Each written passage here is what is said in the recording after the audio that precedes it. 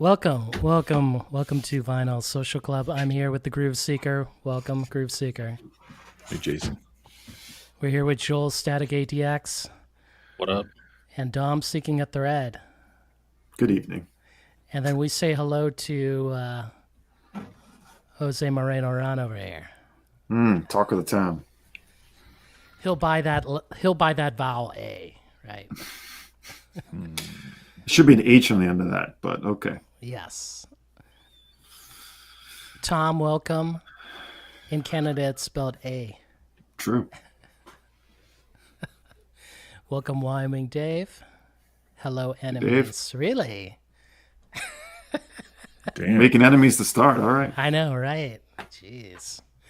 Hey, Wyoming Dave, there'll be peace in the VC, right? As long as you don't make any videos about your stickers, videos about shilling, you'll be fine. Tommy, we're going to need the panelists to reveal which labels bands are giving them freebies so we can tell them when they're lying. Yikes. That's my next video. You know, Tom, I had wanted us to talk about that video, but I felt, nah, I can't. I just can't. Like, I couldn't go there. Welcome, Cesar.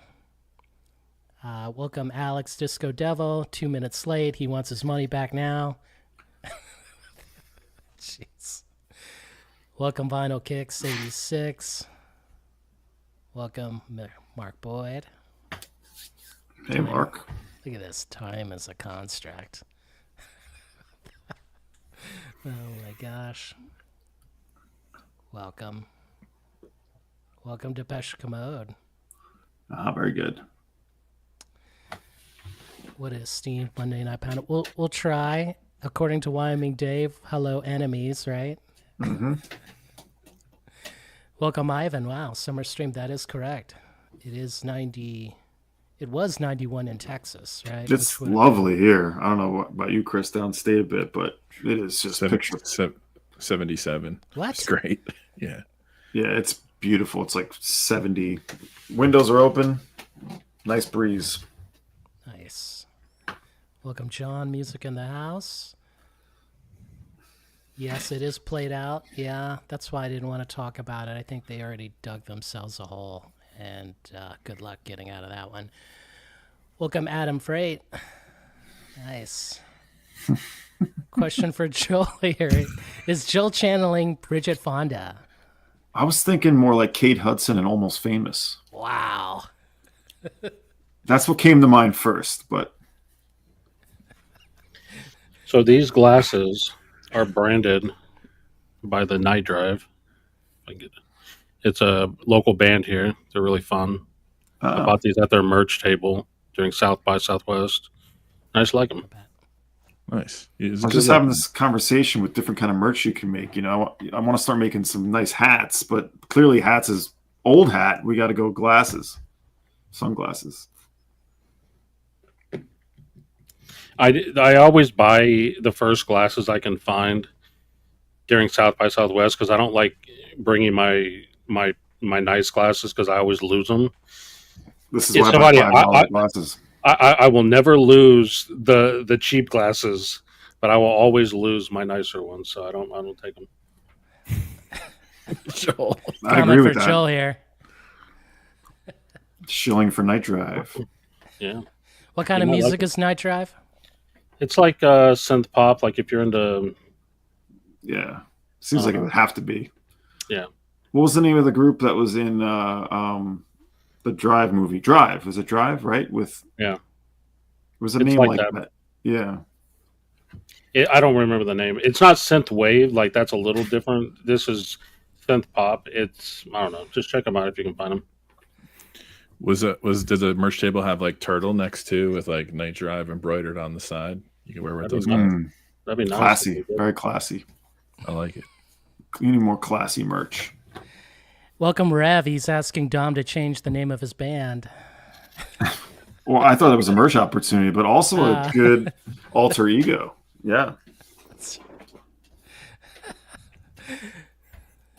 Cesar saying Joel is now shilling Ray-Bans. VC Social Club branded Ray-Bans. That's right.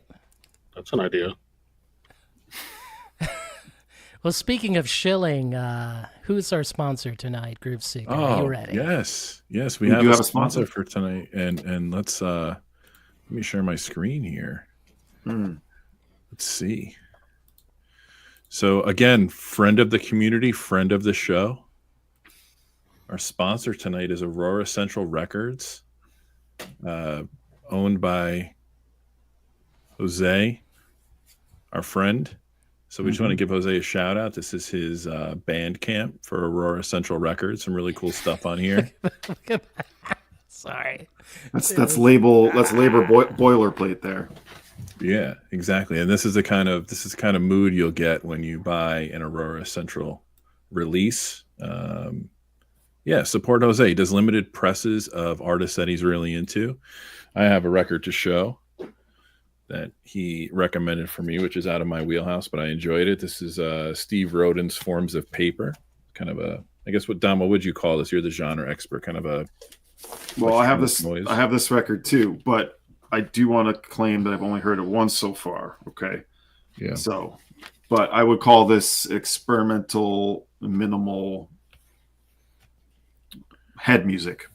Yeah, and this was a big deal, right? Because this came out, I think, in the early 2000s, and Jose got the rights to reissue 300 copies of it, which sold out pretty quickly. So I jumped on it when he made the recommendation. Joel, you got any Aurora Central records? I do. So when I found out Jose had a label, I have a store, so I wanted to reach out to him. Well, first I hit up his Bandcamp, and this is the first album that I listened to. The artist's name, let me get a clue. Oh my God, I'm so bad with this camera shit. Anyway, the artist's name is, I'm going to fuck this up. You have to take the shrink off, Joel, and make sure you need stickers off while you do it. Oh, yeah. Sorry about that. This adds $100 to actually Jose was selling it for $100. Oh, wow. Anyway, so the artist name is D.A.S.K. No Me Metin. I fucked that up. I'm sorry, dude. Here's the sticker. Anyway, it's like post-punk mixed with some shoegaze. I love this album. So as soon as I heard this album, I was like, let me hit up Jose. I want to carry his records in my store. So I wanted to start with this. Well, this one initially said it was sold out, or someone told me it was sold out. Then when I looked, I think his Bandcamp said it was sold out, but I don't know. I don't remember. But anyway, he said he had a couple of copies left. So I said, I want to take them. Sign me up. And then I asked him what else he could recommend. And so he gave me a few more. There's this one here. This is Sarah Bell Reed. It's kind of IDM-ish. Yes. Kind of, kind of the head music you guys were talking about. Oh, is this the album you guys were showing? No. That I've heard that one, though. That is good. Yes. Yeah. Then there's this one. This group is called The Polar Dream. This is kind of post-rockish. They're kind of unique, but kind of in the realm of like a Mogwai. But they're really cool. And then this album hasn't officially come out yet. It's coming out later this week, I think, or next week. Yeah. The artist's name is Alejandro Elizondo. The album is called A&E. This is straight up IDM. It's kind of like weird electronic music. Show the hype sticker there. Anyway, I love this album too. I checked it out. The last one that he gave me, he didn't give me. I bought them for the store. Is this one? It's a 7-inch. The artist name is, I'm going to mess it up. It's Maxolic, and it's jazz. You can kind of read about them on my website or on Jose's website. I wrote descriptions for all of them because I listened to them. We should. Look at this question for Jose. Do you think he ever runs sales and the coupon is just fuck 5 times in a row? I'm going to try that. Jeez. I know it'll work. It's going to work. If you want to sponsor the VC Social Club, we don't charge for you to sponsor. We just give you a shout out. There's no shilling involved here. We don't get these records for free. We're buying them on our own. But Jose's a good friend, so we got to give him a shout out. And also a shout out to Sound Dome. We've talked about. They carry all of the Aurora Central catalog, so you can get that stuff from there too. if you have an account there. Free shipping. That's the site overseas where you can kind of have a locker, right? When you get to you pay the subscription Yes. when you get to X amount of that's pretty cool. In Italy, yeah. Nice. Cesar here. I think that band is coming on tour in the U.S. I think Jose mentioned it, but not really sure if that was the band. Actually, it's the band on his recent stories, unless I'm mistaken. Will you guys be quiet for maybe 3 minutes and play some of this cool music? If I had a heads up, I could have set that up. But Do you think we can get Jose to get an artist to do like a tiny desk concert for us on the VC Social Club? That would be cool. Question. Oh, okay, so you already answered it, Joel. yeah, he is. He is super passionate about these bands and these albums, which I think is beyond cool. With promo code sucks ass. Well, welcome Kimba. I remember when Oasis no longer mattered. Now look at them. Do you know what I mean? Yeah. Should be in quotes. I'll be actually seeing them next month, and it'll be live in Chicago. Mark Boyd, Oasis never mattered. Oh, Stunty must have gotten to him. Blur, baby. I was Blur all the way. Really? Oh yeah. Really? Oh, yeah. What's your favorite Blur record? Take a guess. You know what? I'm gonna go hard here. Maybe The Great Escape. Do you like that one? I do. 13 was the one I really liked the most, though. Okay. Yeah. It's a good one. More introspective, I suppose. But Do you know which one is mine? Park Life? Nope, it's Think Tank, believe it or not. Oh, I do like Think Tank. I don't think they've made anything terrible. I think most of what they've done has been quite good. My opinion. But not that I haven't listened to Blur in many years, to be honest, but and I own 0 Blur records, just so you know. Oh, you don't own any? No, I don't own them. No, I have CDs of some of them, but I haven't gone back to try to collect those puppies.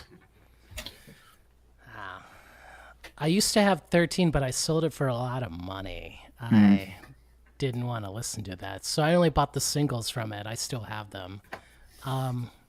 Interesting from Perfect Prescription. Sound to 'em is good, just the service is a little slow. Is that true? It can be. But you're getting free shipping from Italy. Well, what happens is when you hit your threshold of 140, sometimes it's not like the next day it ships. It's got to get into their queue. It might take a while before it actually leaves the building. But once it ships, it's actually pretty quick in transit. So. Rev is saying it's a tough crowd. Indeed. It's going to get tougher when we bring up some of the streets. Damn. Look at this for a quick spec. Welcome. Mark Boyd, are you looking back in anger? Ouch. Man. Oof. So many streams today. Westman is also live tonight. Really? Did not know. I had no idea. Should invite him up here. Maybe one day, but he may not like it. I don't know. Not sure. Question from Daniel. Any concerts the panel has seen this summer and have enjoyed? I saw Father John Misty on Saturday and enjoyed it. I saw Father John in February. He was awesome. I saw Ryan Adams last week, and I'll be at Oasis in New York. I don't think I have anything else on the docket. It's a very light summer for me, actually. How about you? Well, we talked about this. I saw Thievery Corporation and Wu-Tang. Last week, I had tickets to see the Psychedelic Furs with the Chameleons, and my dumbass forgot that I had a ticket and missed it. So that went to waste. But Thievery Corporation was amazing, as was Wu-Tang. Nothing here. I haven't seen anything this summer. I'm not seeing anything this summer. I don't have anything on the docket. I don't have tickets for anything. I don't like live music, people. Really? No. Unbelievable. I live in Ithaca, okay? I don't know if you've been here, but it's a little light on that crowd. So we did have the big Grassroots Music Festival, which I don't know if anyone knows what this is. But in this area, it's like Woodstock. and I have zero interest in that. Now there are every now and then they get a couple of good artists, like they had Via Farcature come through, who I would have liked to see, but the festival pass is $250, and essentially you see the same bands that play, because there's a lot of music here. It's just I don't care for most of it, and it's a lot of these same bands just playing at this one big festival. So there's really no reason just to go to that. I mean, the best thing they had recently was they had Bombino, who I really quite like, but it's never worth going, even though everyone here goes. And yeah, Dom, are you a Dead fan? Not the punk rockers though. The punk rockers don't go. No, I've never been a Dead fan. Yeah, it's because I know Ithaca is saturated with that. Oh yeah, Crunchy Town, man, big time. So, question here: Wyoming Dave doesn't know who Father John Misty's and what his music sound. Can you describe his music? What is it? Josh Tillman. Yeah, it depends on the record, but it's kind of like this. Kind of a sadistic, sarcastic, modern Leonard Cohen thing going on with really introspective lyrics. I guess it's kind of alternative folk, maybe. Like it's got a folk element, it's got singer-songwriter element. There's he pulls from a lot of different places. He was in a band before he went solo, right? I can't remember the name. He's the drummer of the Fleet Foxes. Oh, yeah. That's when I saw him. I saw him playing those early Fleet Foxes shows, which were great. But are you ready? Are you ready for our guest? Are you ready? We have a guest. Is it Westman? No. Whoa! Do I look like Steve Westman? Not tonight. No. It's our sponsor. Let me do an impression. Hey guys, this Rhino Mo is so great. That's it. That was it. Was that a question? Yeah, he asked. Like he does. I've never watched any of him once. I have to tell you, so I can't even. It's just basically like you grab any record from any dollar bin, and then you say like, wild. You say something wild as this Rhino pressing of this record made my asshole bleed. It was so good, and then that's it. What? And then you say something about, like, I think that says something about the way he likes to spend his time and the. Yeah, I guess, Jose, did you see that you're our feature sponsor tonight? No. We were gushing about your label, man. You missed all. You showed your bang. You're the weekly sponsor. You don't have to give us anything. No, but you're the sponsor. I can sponsor everyone. No, I can't. Yeah, Jose, we'll do it again. You want to say anything about this record? Oh, did that shit already arrive? That's great. Hell yeah, man. All right, that's great. Smuggle through the border, huh? Oh yeah. A friend of mine was in the artist from that record, a good friend, he was in the US last week, so he did it. He sent Alex some records as well. Which record are you referring to? Well, hold on. Well, that record, yeah. Yeah. So Alejandro, he sent you those records himself. But you saw it's not actually a cover. You show that? I don't know if you show that. But cover? Yeah, if you take out, it's not a cover. If you take it out, can you take it out? Yeah. By the way, I this microphone just stopped working. So if you see, it's not actually a jacket. It's just what do you call that in English? I don't know. It's just like a board. It's like a board. Yeah, it's a screen printed board. And then, the bleeding assholes. Yeah, that's. And then the sleeve is kind of the cover. The track listing is printed on it. Yeah, but I don't even know what type of material that is. Is that like rice? Looks like that rice paper? No, it's like a cloth type situation there. It's very nice. I've never seen it. Yeah, it was not cheap, but yeah. 3 channels that I visit Sundays. All right. Busy week, Daniel. I can stay cut, hot, and matey bleed. All right. Yeah, I guess. But I mean, nothing against Steve Westman. I just thought it was funny the other day. They were like talking about criticism, and when people were criticizing them, they were like ignoring it. I just thought it was a little funny. Well, that means they can't handle the criticism. You know? No, what I'm it's saying? just you can be friends with someone, and then if they don't, if they if you don't like something, you can tell them. I guess. That's a true friend, Jose. A true friend. I guess, yeah, but you know. So what are you guys discussing? Sorry, my intuition. Tonight we are discussing 2 topics: listening habits and artists that no longer matter.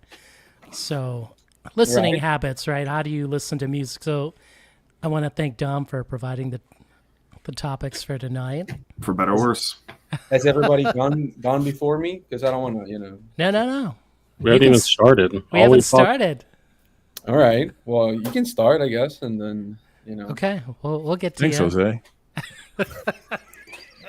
We've been blessed. It was so quiet. I was like, oh, maybe they just finished. Show's over.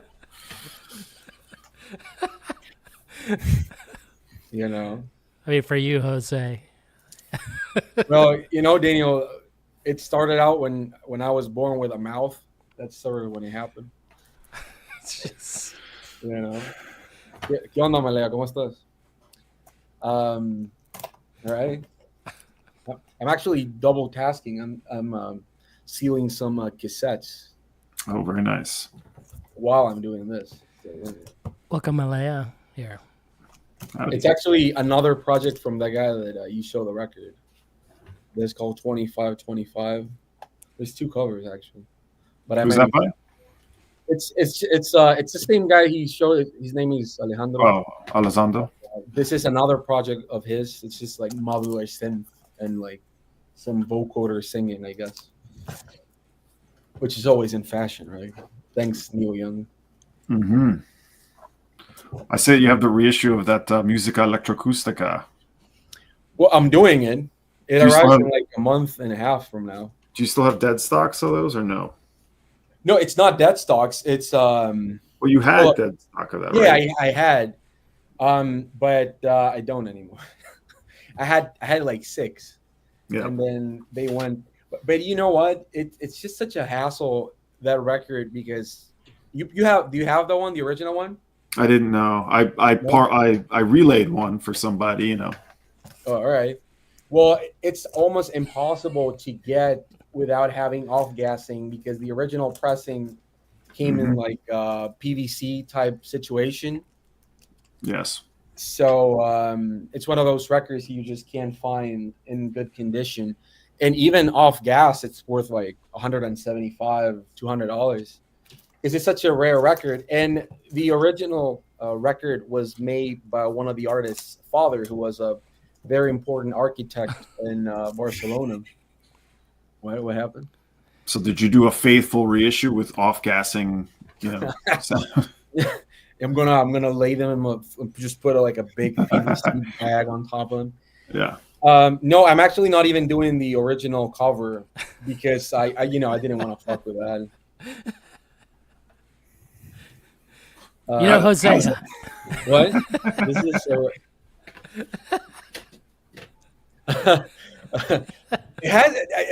There's no off railing, It's just. It's not even Jose's fault, because Dom, you did it too. I don't believe in my own topics. I don't know why. They're going to be great. Well, so I'll start if you want. I'll tell you all about. Go ahead. My listening ritual, is that what we said we would do? Yeah. So I reason why I brought that up is because I really, there's this thing of people like, oh, vinyl's back, and isn't it great to sit down and get yourself a nice cocktail and get in your nice chair and put the record on, you look at the jack, like the VMP commercial, and I'm just curious, does anyone actually listen that way? And I'm not criticizing it. I'm just curious if anyone really is, in this day in, day out world where people of this type of ilk, I'm talking about addicts here, when you're absorbing so much, do you really listen to every record that way, or do you just reserve certain records that way that you're really are special to you, or that was a special acquisition, or you've been really looking forward to? Because my reality is maybe once a month I get to listen to something that way. Every other time it's like ad hoc while I'm like playing chess with my son or doing laundry or doing some other thing, and it cannot it's sometimes not very focused is what I'm getting at. So I'm very curious if this is a reality for everyone else here. Yeah, I think for me, for sure. I mean, we all work, have things going on, kids, family. Like the opportunity to get 40 minutes to sit stationary and not be bothered to listen intently doesn't really happen. I actually did it this weekend for the first time in a long time. Like I actually sat down and listened to a bunch of stuff because no one was home. But I thought, I'm like, I haven't done this probably since Christmas time, like with that time off from work and everything. But for me, I'm always multitasking because I just don't have the time to just sit and listen to music, and I don't find it really affects my experience. And if there's something I really want to listen to that I need that focus, I just wait. Like I won't put it on. I kind of reserve it for that time. But I think I'd be hard pressed to find a time I'm not doing something else while I'm listening to a record. You don't feel like it changes your experience, though. You feel like you absorb and get the same enjoyment out of it. Yeah, you know what? It's I think it's a really good question, Dom, because sitting and listening intently is a different experience than going about your day to day and just kind of rocking out. And a lot of times the records I'm buying, I've already heard before, so I don't really need to pay attention deeply and like learn something new about it. So it doesn't. If it's different, I don't really notice it because it's not a negative difference. It's just a different experience or a different mood I'm in. You can always tell when someone has That's true. taken an evening to listen to records because they post them all on their Instagram. Right. That's what I did Saturday, and I didn't even post all of them. I know, I'm just teasing you. Contrary to popular belief, I don't smoke weed, which I know it's shocking, right? But I think that most people that actually do smoke weed do listen to records like that, like chill, and I envy that because I am always doing something while I listen to records. And when I'm sitting down and listening to a record, I'm still like looking at liner notes or looking at the cover or doing something. As you could probably tell, I have the span of a fucking dead tuna fish.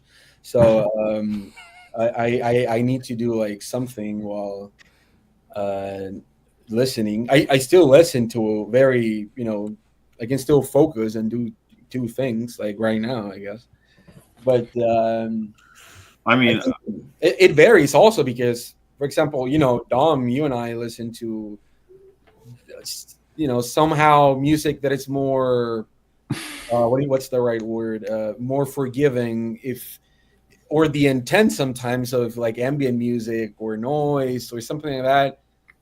It is sometimes actually made for listening and then forgetting and then listening and then forgetting, Well, I think what I've tried to do when I am listening, if I'm doing any other multitask, is stay off my phone is the big one. Because once I start looking at that and trying to multitask with that, then I definitely, my brain can't do both things. Like, so I try not to be looking at my stinking phone.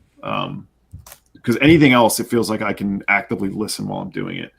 But what I have done is to remedy this is I did the ridiculous thing. I've told somebody about this. I brought a turntable setup into work, which I like that.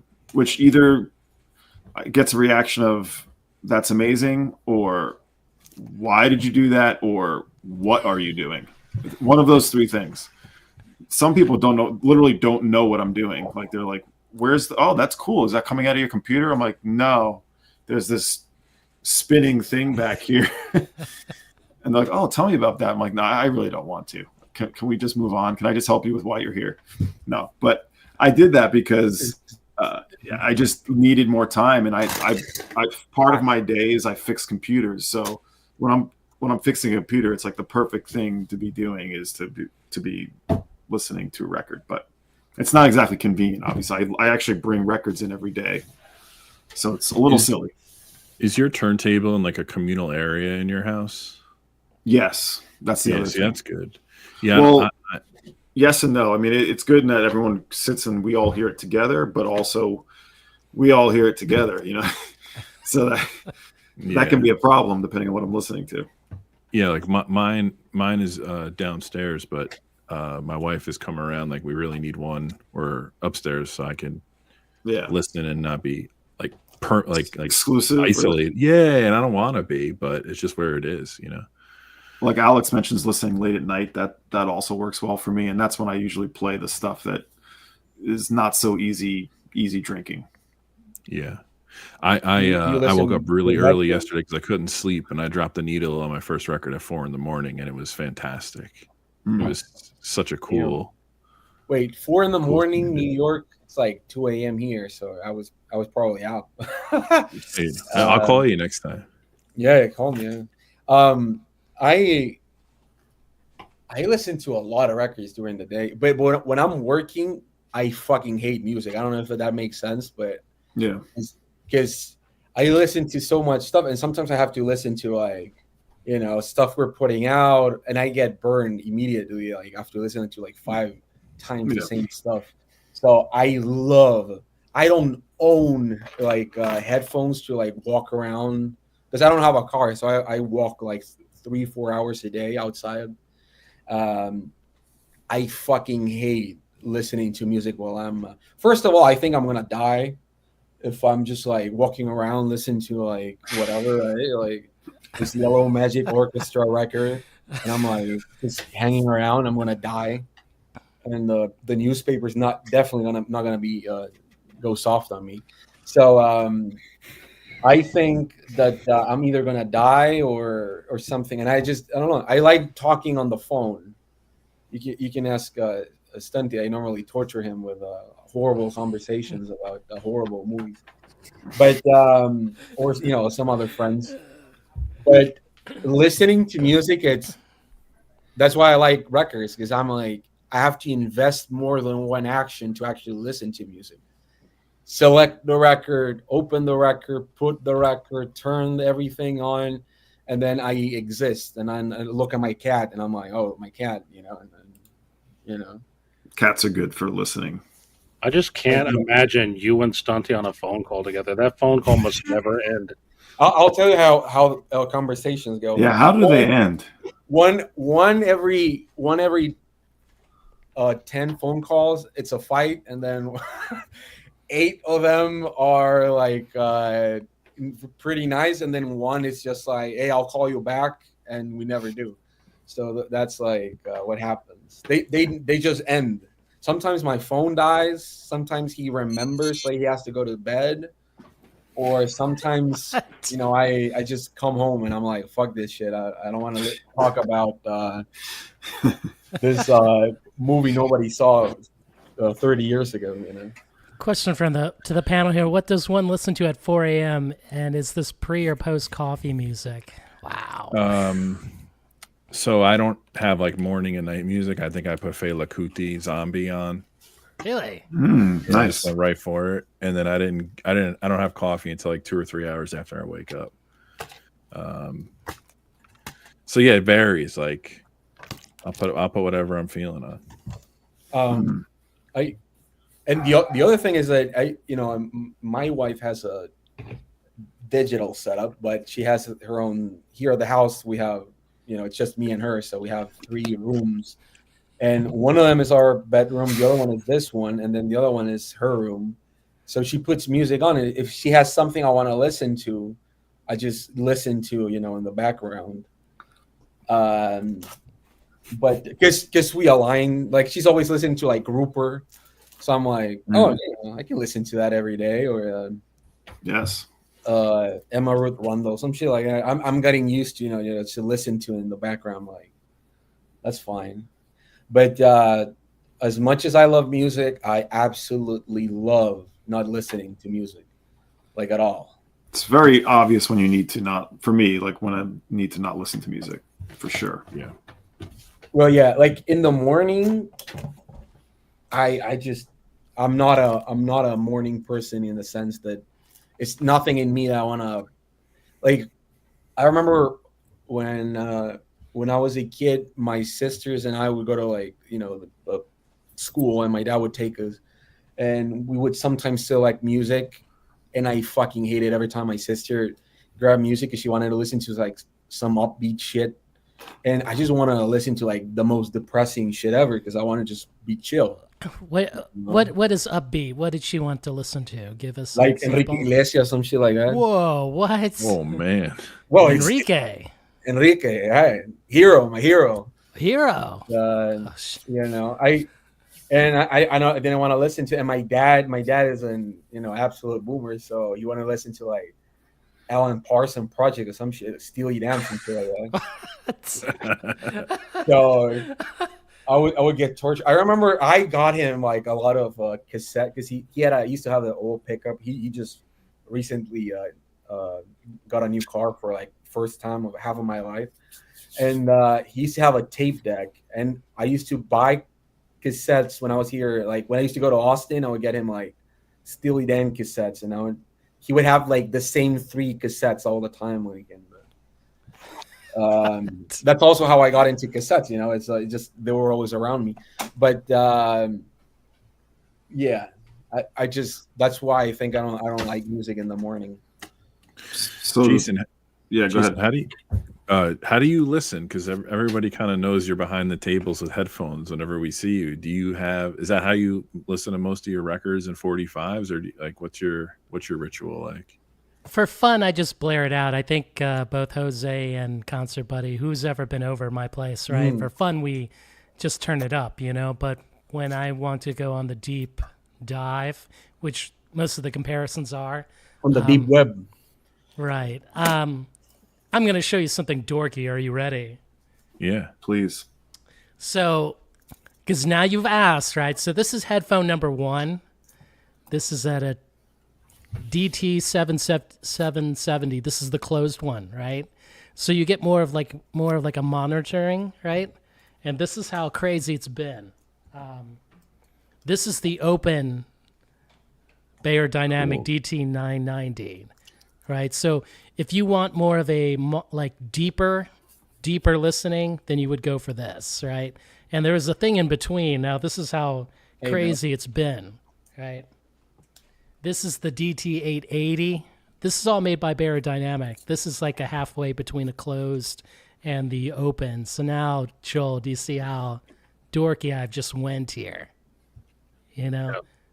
Each has its different sound, like completely. You know. They have long cables. Do you have to sit? Oh yeah. Well, yeah. I have an extension. You have an extension. Okay. Don't worry. These are my questions. I need the practicality. Wait, how are you doing this? So, I mean, I kind of flip over just to hear like certain parts. Like if I'm not able to catch it right or something, and I need that extra. You know, we have this special guest. Another one. Are we ready? Oh man! It better not be Steve. Oh my god! Okay, good. Oh man, guys, I'm sorry to crash. That's the guy that asked me for a 5.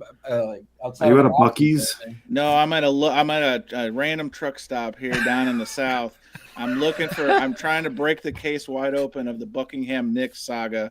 I don't know if it's a Rhino Hi-Fi. I don't know if it's a Rhino Reserve, Gli-Fi, Glory Hole information. I'm going above and beyond and below to break this story wide open. So hold on to your butts. Are you competing for the VC Emmy with the Rev for his Hoobastank coverage? Is that what this is about? No contest. Rev is the GOAT. I am just trying to be the peacock of the reporting information. Chance, welcome, Concert Buddy. Go ahead, Jose. Chance, have you heard already that Massey just proclaimed that the best reissue Rhino Hi-Fi has ever done? No, is this new news? Guys, I've been on this case. Like I literally That's all you know. Cracking the pavement wide. I mean, this could potentially shake the VEE CEE to its very foundation. Once you find out there's a billboard that's making the rounds in Los Angeles, I've got a bus ticket waiting for me in Montgomery, Alabama, and I'm going to break this case wide open. Watch it. Chance, did you know that thunder only happens when it's raining? I'm going to put that in my Palm Pilot. It's a scientific wonder. Only happens. Yeah, when it's raining. It's like science can't really understand it. Listen, I'm not a meteorologist. I play one on the weekends. Okay. Thunder also happens when you're high on cocaine, but that's Hey, the thunder rolls and the lightning strikes when the crowd goes dark and the warmless night. So, Concert Buddy, you're at the Love's gas station. I would be careful not to at least check the hot dogs. See if they've been on the rolling. I've been grill. drinking so much. I'm glad you said that, Jason. I've drunk so much hot dog water that I just cannot contain myself. The fried chicken. If you've never had gas station fried chicken, don't get it here because this is not where you want to break that. Well, if you were at Buc-ee's, Buc-ee's or Wally's. Listen, and the other reason I'm here is John Bong is here. And when I saw John Bong was here, I knew that this might be my only opportunity to share with him. I'm about to break this case. All right. It's coming. It's going to be a Stoughton jacket. It's going to be upside down cover. They're going to superimpose the Farrah Fawcett bikini photo over Stevie because Stevie does not like that album cover picture. We're getting it, guys. It's coming in hot because of the Bazunga situation. There's a significant Bazunga situation. There's a significant areola situation, and in 2025, we're taking back the power of the areola. If there's something I hate, it's just breasts in general. Chicken breasts, whatever. Just tits in general, like cow tits, whatever. It's just in general. I don't approve.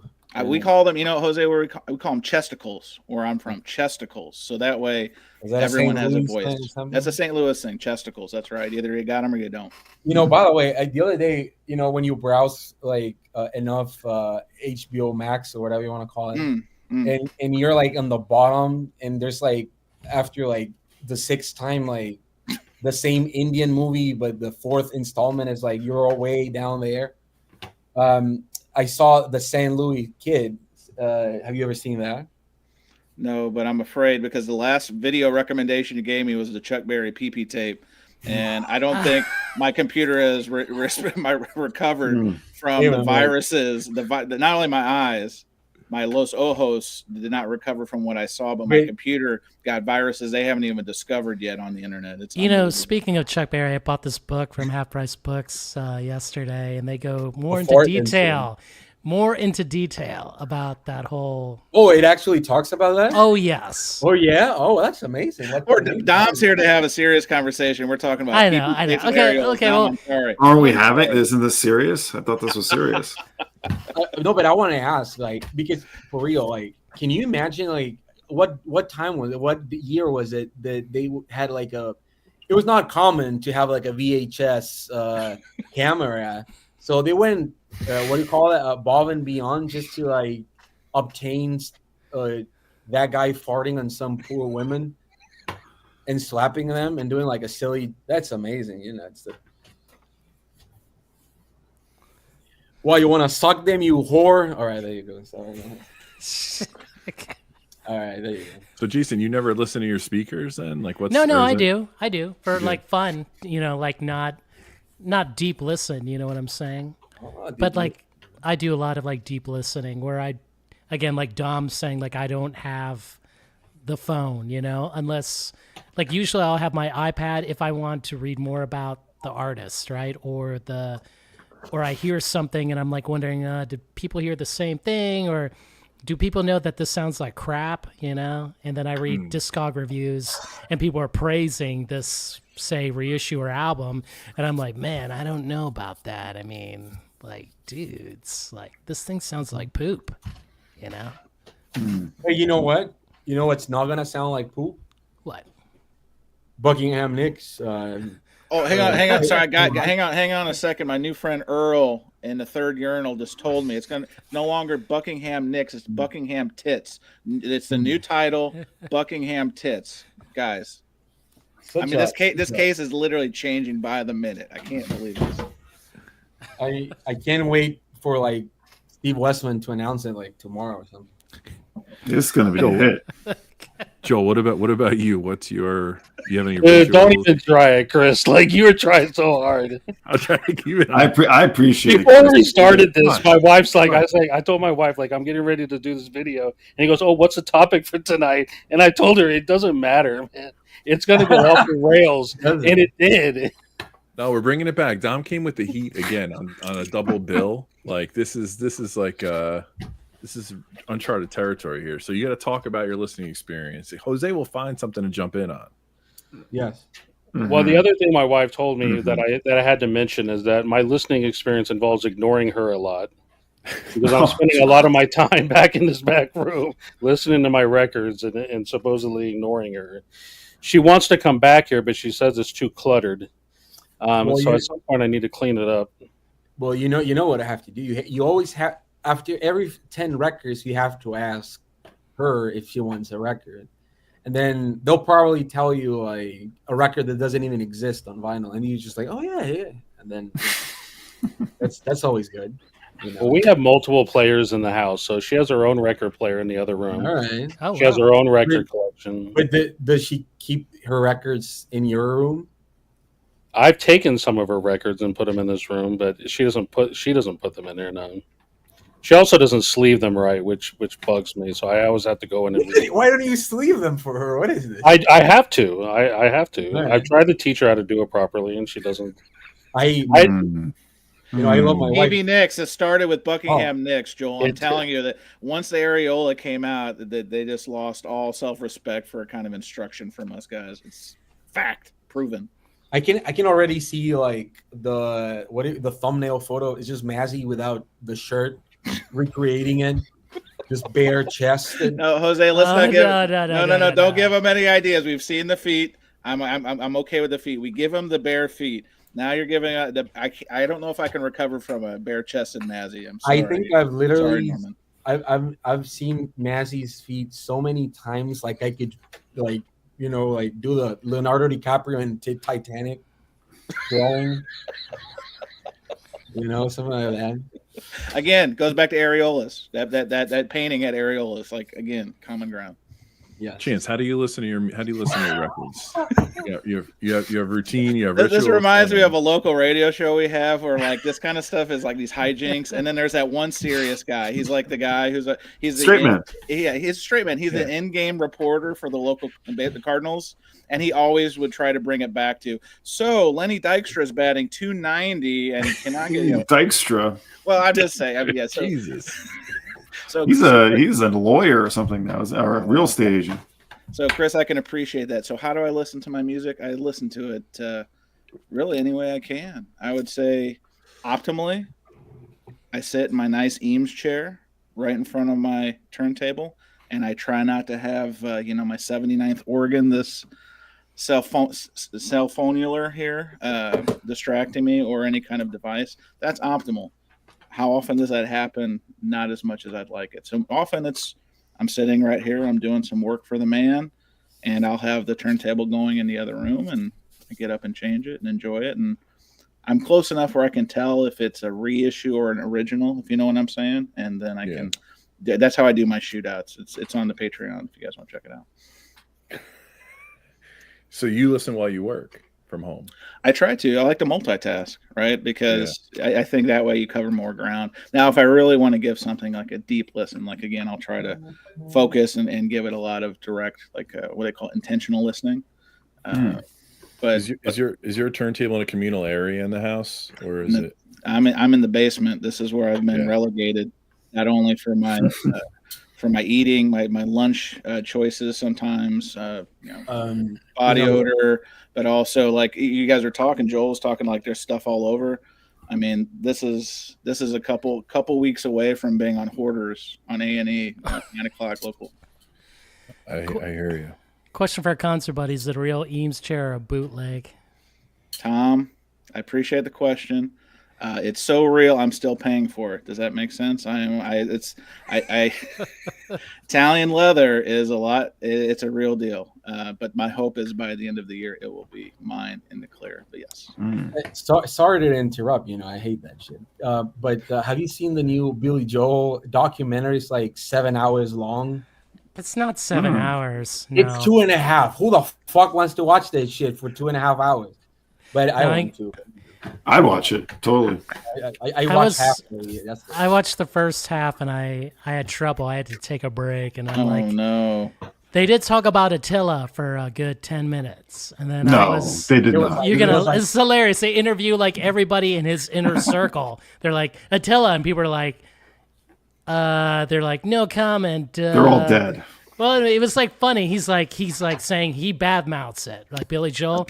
And then they asked the sound man that's been with him since the early 70s. He's like, I love that record. I'm like, dude, so do I, man. Like, just don't listen to the Hassles records. Those are rough. Oh man. But I just finished watching the Pee Wee Herman documentary. That's a good one. Oh, it was great. It was pretty good because I love me some Pee Wee. But then I watched that Billy Joel and I just felt weird. Jose, did you know that Paul Rubens was doing cameos? I don't know how I missed this. Yeah, he was a vampire. Well, no, What was he getting for a cameo? I don't know. I literally stumbled across cameo where you pay them to say happy birthday or surprise, I'm leaving you, or that kind of stuff. And I wish I would have known. It's like one of those things. You don't know the good days are gone until they're gone. I would have gladly paid a couple $100 for Paul Rubens to roast me. Like, what do you think happened to Cherry? What do you think happened? Like, I want to Cherry.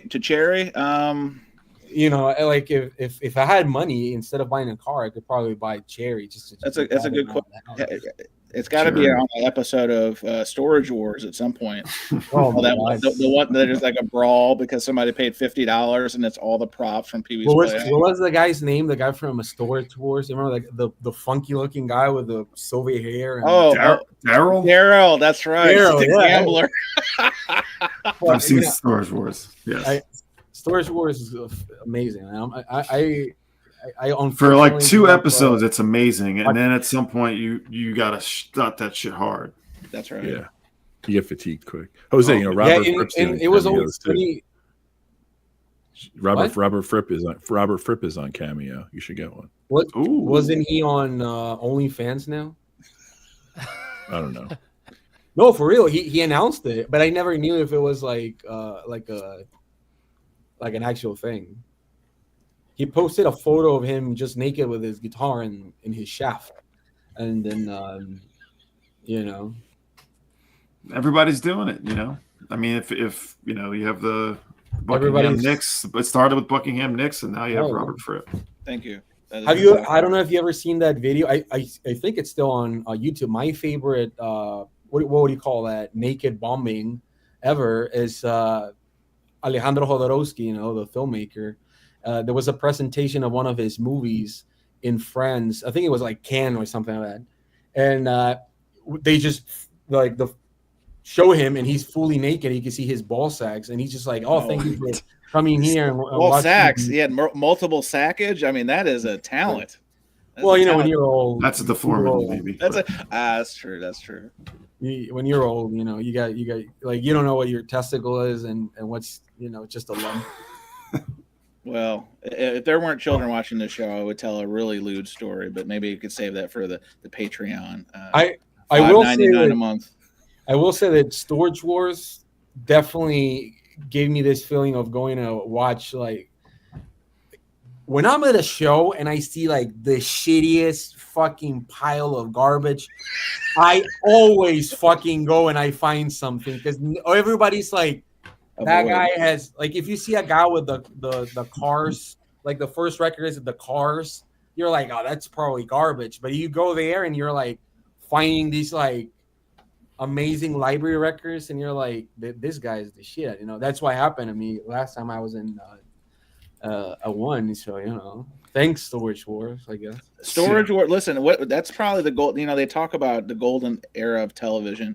And a lot of people say it was the early aughts. You had Sopranos, you had Breaking Bad, you had Mad Men. Actually, I thought it was American Gladiators. Well, I would. That would be on my Mount Rushmore, no doubt. Anytime you could see Nitro and Fear Factor. Well, no. Here's what I would rebut with. It was close, but the real golden era was Storage Wars, American Pickers, Pawn Stars, Louisiana. Of Love. What about Dog the Bounty Hunter? And exactly. I mean, there was just Hoosiers. have never been celebrated more. That they took a level up to power Hoosierdom. That I've never seen someone that you already knew how it smelled like that motherfucker. That guy had like either washed his hair like with bleach or something. It was so horrible. It was amazing. Did you ever watch that show Downey's Dickerin? It was like another show like American Pickers. That's underground. It was called Downey's Dickering. They called it Dickering instead of Dicking. It's like a TiVo exclusive. Yeah, is this like you have to have rabbit ears to pick up this one? Is it like a... No, it's like on one of those channels. Put it on a lot of trades and stuff. It was interesting. No, you know. Counting cars. The Count, Danny, the Count. My guy. Oh, you know what? I used to hate Pawn Stars, but I actually love it because it's so fucking dumb. Like I don't believe jack shit. Like they've never bought an item out of that. Well, my favorite is when they bring the experts in. Like I know there's been like 1 or 2 times they've had like really collectible records or quasi collectible, and they bring him like Chum Lee goes to some record store and he sold Well, have you seen the Bob Dylan garbage? No, have you seen the Bob Dylan? Oh, where he chases Bob Dylan down on the street? Yeah. It's like they give Chum Lee a copy of Self-Portrait, and he goes down to like the Mirage or some bullshit like that. Yeah, poor Bob Dylan. He's like appreciating his anonymity in Las Vegas, and here comes goofy Chum Lee with a Bic pen and self-portrait, Jason. This is it. This is my thesis. Look at his face. He's literally just like, I'm pretty sure they told him like they were gonna film that. No. You see his reaction. He's like hating life. Like and there's a camera, TV. So he can't. It's not scripted. But you know what? What's funny to everyone here in Latin America is the guy that looks like Karl Marx's whore. Sorry. He's voiced in Spanish, but the same guy that voices Krusty Krab in SpongeBob. So he has the same fucking voice. It's so fucking funny. And I don't know. Every time I watch it, I'm in Spanish. I'm like, oh yeah, it's Krusty Krab, because he doesn't tell you how much something's worth because he works at a county museum or whatever bullshit he says. That's amazing. So I missed a step. How do we go from Chum Lee accosting Bob Dylan on the sidewalks of Las Vegas to this guy who sounds like Krusty the Krab? I missed the step. Concert buddy. This right here. This is John Fong. I don't know if you met it. Same show, but I watch it in Spanish. It's the History Channel, TLC, A&E. They all have the same in Spanish. They have the same voice actors. So sometimes it's like the same guy that does like Dragon Ball Z. So it's so funny. It's just like, oh, that's just Vegeta. There's like 5 voice actors in the recording studio. Just lock them in there for 14 hours a day. There's only one female like voiceover. So it's the same women, but you could tell because she's like doing like, hey, how you doing? Like something like that, like completely fake. Who died? Yeah, did I miss the Malcolm Jamal Warner tribute? I did arrive late. We didn't have one until now. No, until now. Okay, great. It's time. Questlove already gave. No way. Reading. Yeah, no, for real. No. Fake. Yeah, he died in Costa Rica, right? That's fucked. Yeah, they said he was drowned. Yeah, like I love Questlove, but everybody who passes away. I think he has like the obituaries in the tank. Like he's like Mazzy of the real world. Is that what you're saying? That he's like the first guy. He's like, I'm like, I don't even know who this person is. Questlove's like waxing poetic about his impact on his life. Like, Joel, did you know that that's how Rick 54? What? No shit. Can I live read Rev's comment? I one, right? Yes. I said when my high school Spanish teacher was hung. She was hung? Damn, fuck. Hungover. Oh, hungover. Oh, I thought she was hungry. Like, hold it. I know language barrier. Hold it there. All right. I thought it was a comma somewhere there. Or she would just put Magnum PI. No Spanish teacher was watching Magnum PI. What is this shit? Well, maybe in the That sounds too good to be true. Yeah. Or maybe too insane to not be true. I had a teacher that refuses to give classes to boys, and when the principal told her that she had to, because it was sort of part of the job, right? She was like for 1 year she was like our teacher. We would just like go and play. Horrible story. But she would read to us the novelization of RoboCop, and that's a thing. And then I watched the movie and it was amazing. So sometimes teachers be crazy. I'll tell you a story for the panel. Hang on, we do have a teacher. We do have a former teacher. Yes. At the controls, so please. So one time, we're not going to go into details. I'm not going to tell the other story because that one should only be told in private. Like maybe Patreon, $5.99 a month. First paywall. Month free paywall. Right. But I will tell you. I'll tell you one story where I, showed up and I was hungover, as the Rev has said, but I did not throw on Magnum PI. Well, you were hungover. And the students, they were just like, "Oh, is Mr. Rojas hungover?" And I kind of looked at the student because I had sort of like this jug of water, and I said, "Well, I hope you like a pop quiz." And got up and put the math question on the board, 2 of them, and I said, "You have until the end of the period to." Oh man, nice! You flipped it. Yes. By the way, I know he's not watching, but if my history teacher from when I was in 8th grade here, we always thought he was a juggalo, and I love him for that. What? We thought he was a juggalo. He had clown makeup in some weird ass Facebook post from Fago. So maybe he was a Fago lover. I'm not judging. If I was American, which I sort of am because the continent's called like that. But anyways, if I was born in the U.S., I would definitely be at the gathering every single year. And that's all I'm going to say about it. I did forget Elliot was a shaper of young minds too. We do have more folks with an educational background. So Elliot, would you hit a hard bottle of the moonshine and then potentially black out and then throw on a video? Remember in the old days, they used to wheel in the CRT TV, VHS, the top loader, and then it was on that cart, and I just hit play, and you knew it was going to be a glorious day as a student when they rolled that big monstrosity out, because you knew it was just fuck around central. I was like, thank God. Do you think Elliot Cruz knows what a juggalette is? No way. No way. You're asking hard questions. The fuck is a magnet? Right here was Elliot. Uh-oh. I saw that we had a training video at work. You shouldn't click a link if you're not 100% sure where it came from.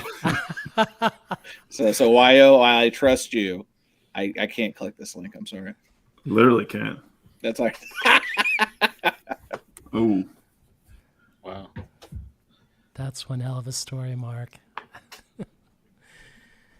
Was Elliot a juggalo? So anyways, and the student's best friend, because you knew you could pass around the homework to copy from each other while when the lights went dark and the screen lit up. A lot of stuff went on, passing notes, playing the paper football, spit wads. These kids nowadays, they literally just stare at a screen. They have even better when the lights went off and the teacher had to mess around with the VCR and mess with the tracking. You remember the tracking, of course. And then chaos would be going on behind. Oh yeah. Man, y'all stayed in the room. No one knows what that is. The tracking. No one remembers. As soon as the teacher was messing with the TV, I snuck out behind him, left the room because I knew there was no point in being there for that. That's when the fun started, Joel. Hey, so Chris, what's your favorite? What's your dream speaker setup? Well, actually, funny you should ask. All right, there you go. You can tell me. Don't be shy. I'm just trying to honor Dom's sizzling topic. You can stop now. You can stop. You know, I think the topic should have just been Storage Wars and Buc-ee's and by the way, else. but I will say that a friend of mine met Boris at the Buc-ee's like 2 years ago. The band Boris? Yeah, the band Boris. They were at Buc-ee's. And I would love to see that photo, yeah. Well, they have photos of when they were there because Wata absolutely loves the fuck of that squirrel. So there are photos of them at Buc-ee's. Just are they getting the smoked meat or whatever? What are they doing? Oof. But what do they call it? Bucky nuts, buck nuts. But Buckingham Nicks. You fucked up. You should have been at Buc-ee's. What is this, Chad? I couldn't get that fucking nut smell off my shirt. I've been in there for like 5 minutes to use the bathroom. Wow. It was disgusting. I know. Were you behind the place or you're at the place that smelling like nuts? I told. Speaking of roadside attractions, I told you the time. So I used to wait tables at college at the Cracker Barrel, and they have a policy, and maybe no one knows. I didn't know it till I worked there. Celebrities eat free, and you wouldn't believe how many celebrities would take advantage of that. I had the fortune of waiting on Marky Ramone. One of the lower tiers, of the Ramone hierarchy, and he was doing a solo tour, and it was a table of 5. They took a 4-top and put a chair at the end, like when they're just trying to squeeze everybody in there, and they ate so much food, and I had a feeling it was somebody, but I didn't know at the time, and he whips out that 8x10 when I brought the check, and so I had to go to a manager, and I'm like, I think this guy's part of the Ramones. And comp the meal. I'm not sure what it is. The leather jacket and the sunglasses. It was a haircut. And he ate nothing but the vegetable plate. We had the 6-item vegetable plate, so he had double carrots. They had that there? They had vegetables there? Well, there's vegetables. Yeah, believe it or not. There's I can tell you, mashed potatoes. With your bucket of gravy? Yeah, bucket, sawmill gravy, or they have the brown gravy. Yes, I used to even remember. So it's a number system. I know everyone came here for Cracker Barrel 101. Corn is a number 1. Carrots is a number 3. I forget what number 2 is. But anyway, I think after Cracker Barrel, you take a number 2. But fried okra is a Has 4. anyone ever worked at a Waffle House? I heard they have like a really insane ordering system. Oh, please. Peanut Gallery, come in clutch. There's got to be a former line cook. See, I'm going against my topics now. Sorry, Chris. Can somebody here? We've turned them over to the nonsense side. Can we actually do a special where we talk about what will you call it? Brick and mortars that have record labels like KFC and Cracker Barrel has their own record. Cracker Barrel has. They do. You go into the old store and they sell the vinyls. Vinyls. They are There's called tons. Holy shit. Coca-Cola, Pepsi, McDonald's, KFC. The KFC label is. It's still active in Starbucks. What did I say? Waffle House still releases 7 inches of songs, and they're all about waffles. You can go to Disogs and look. I hope that's true. Don't play games with my heart, Jose. Jason, can we go to Disogs right the fuck now and see that shit? I'll look at. I need something. Is there a Waffle? Yeah, there is. They have like a lot of releases. Waffle House Records. Now this is fake news. Marky Ramone was not wearing a Ramone shirt. I did have some sawmill gravy in my eyes at one time, but I know for a fact he was not going meta. He wasn't going full meta. Jose is not shitting us here. No, of course not. I did not know this. The label is amazing, I have to say. Yeah, right? The label is fantastic. Griddle. There's a set 45 here. If Rojas doesn't jump on this. A side, the hit side is Grill Operator, and the B side is Waffle. Is that like a cover of like Sade's Smooth Operator, Grill Operator? What's impressive? The link. Yeah. These are 7-inch 45 records from the late 90s. I mean, that's pretty good because they're trying to get the truck stock jukebox, right? Yeah, they have more than one label. I think there's like a blue one or something like that. I don't remember. Are there any valuable? Let's see. No, they're all about waffles. The actual song, they're all about waffles. Mary Welch Rogers. This one will cost you $10. This is fascinating, Jose. Thank you. And there's I a know what I'm Gary doing Garcia. Yeah, 2 records. Wow. Wait, Jerry Buckner here. His only credits on. Oh, he's got more credits. Oh, you're just on Jerry Buckner. Okay. Yeah. I just want to see Jerry what else he's done. This guy. I mean, he looks like he frequents Waffle House a lot. From a distance, if you back up, it's almost like he has his own Kiss makeup because there's so much gray. Like I literally thought he was like the 8th member of Kiss. It was unbelievable. Oh, this guy is like exclusive. Whoa, prolific. I would say exclusive Waffle House collaborator. Mary Welch. Wow. Mary Welch. What's her name? She has the most. It looks like she's got about 8 to 10 releases. Amazing. On Unbelievable. Waffle. On the Waffle label. Waffle House label. Wouldn't it be amazing, like if your band just like, hey, can we release a record from? I'm way ahead of you, Jose. already sending out an email.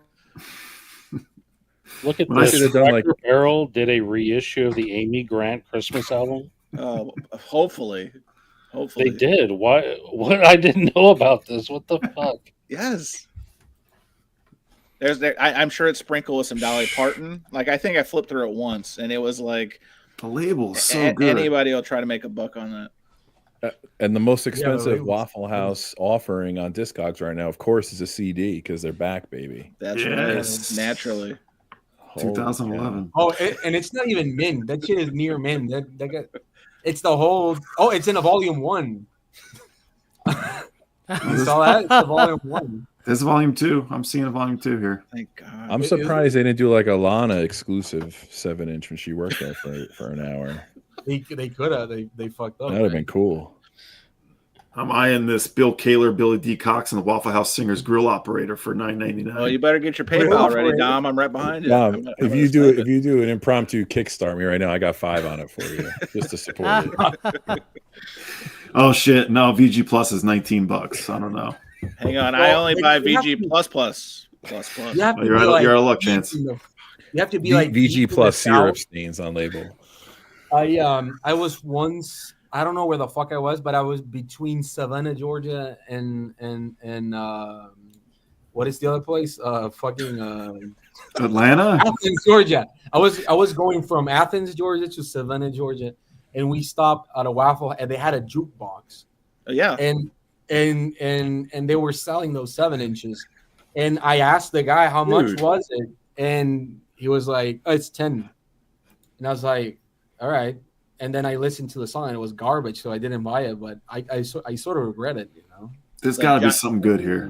Oh yeah, Reba. It starts with the Queen, Reba. Oh no shit! There you go. $200 Loretta Lynn CD. What's going on here? This is expensive. Forever Young strikes again, man. Hey, look, the Elf soundtrack. Wait, what the hell are we looking at? CDs. Listen, I got stories about Forever Young. I have to tell you, Jason. This is Cracker Barrel's release page, or this is the. I'm still on Waffle House. Sorry. Oh, that's okay. Hey, can we go to? We're on lunch now, Dom. This is. Can we go to what was it? Thailand KFC releases, because that label is fucking amazing, right? No, there's some bangers on. Raising Sand. Who doesn't? Who needs the Cracker Barrel white gravy variant exclusive? Jason. Can you please do a shootout between the Cracker Barrel and the Analog Productions title, please? That would be amazing if it wins. Done. Oh man. And you weren't even kidding. There's a label called Kentucky Fried Chicken. Why would I? Wait, what the fuck is it? You think I lie? I suddenly lie about it? I just don't understand it. I just don't understand why they did this. Well, the Colonel was ahead of his time with merchandising, branding. There you go. Kentucky Fried Chicken. There you go. Chicken. Rosa, right? Look, from $16. Look, various Christmas Colonel Sanders. There you go. Wow, someone's selling that Christmas with Colonel Sanders for $100. You're joking. 100. I got it upstairs. I will. Wait, what the fuck is it? Colonel Sanders Tijuana Picnic. That looks amazing. Jose, I'm looking at a Mambo record from 1961 on the Coca-Cola label. What should we do? You should buy it. That's what you have to do. It's in Italy only. Make offer. Italy. This isn't really happening, is it? This is crazy. No, but there's more than one KX. Can you put KFC and then put labels so we can see because there's more than one. So somebody said it. Chris, we had to bring it back to records somehow. This is the only way we could have done it. Hold on, Jose. Somebody said it in the chat. Oh, the Coca-Cola label? Mm-hmm. Oh, I have a ham company here. Let me go get it. Ham?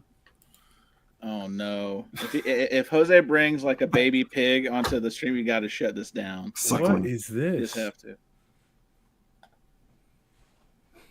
Whoa! Unbelievable. $600. Whoa! Hey, I dare Chad Kassem to talk about these labels. No. I dare double dog dare him to talk about Coca-Cola. So I gotta drop this. I gotta drop this link in the chat. Hold on. Uh-oh. This is fucked up. As if everything else hasn't been. I was gonna say we're setting new lows almost each thread we go. I can't find the ham company record. I'm hallucinating right now. I found like the original Taco Bell release. Oh, what? Boy. Well, in fairness, McDonald's used to have 7-inch samplers. I think it was 7-inch or maybe it was 12-inch. That was it was like a regional thing. That did happen. I do know about that. Those go for crazy money. Do we know that Taco Bell went back to like 1960 something? Did we know Glenn Bell. Yeah, California. Is that right? Okay. The Tijuana Taxi. Is it like a Herb Alpert? And actually, Del Taco was the second run. I believe it was Pollo Loco. Okay, I'm getting schooled here. I'm pretty sure. Listen, I know about food. All my frenemies know this one. Concert Boobies knows his food.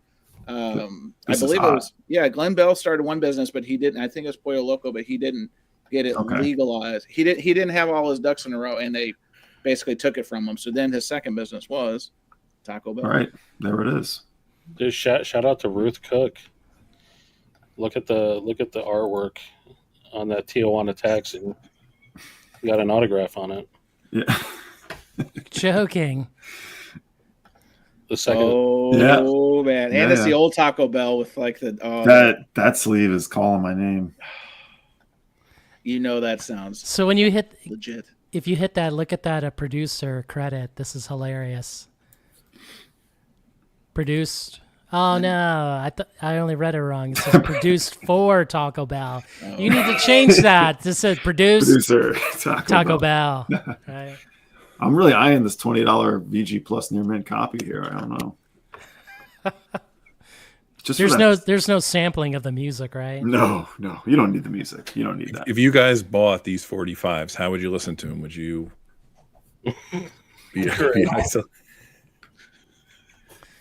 I would be sitting Chris. I'd be sitting in my Eames chair, right? I'd turn the lights down. I would have an incense. I would have an incense candle that smelled like enchiladas. All right, here's the record that I want to show. It's a ham company, and they used to release records here. I don't know if it's a racist cover or not. You be the judge of it. Sounds like it is, Jose. Yeah, maybe we should screen this. Is there a way to screen this before we give it to public consumption? No, no one's gonna watch this anyway. Look, here's the back cover. It's just that it's the food, food ham. Oh, food. There it is. Food.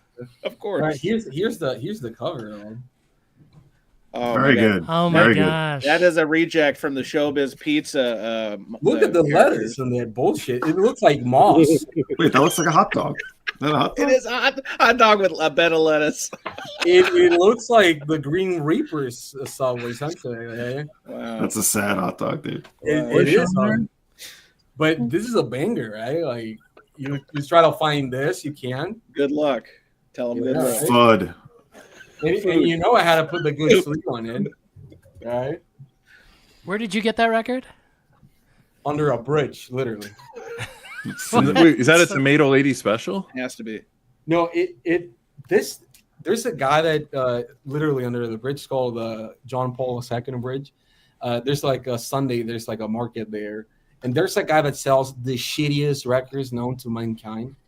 And he had this one for 10 pesos, which is like 50 cents.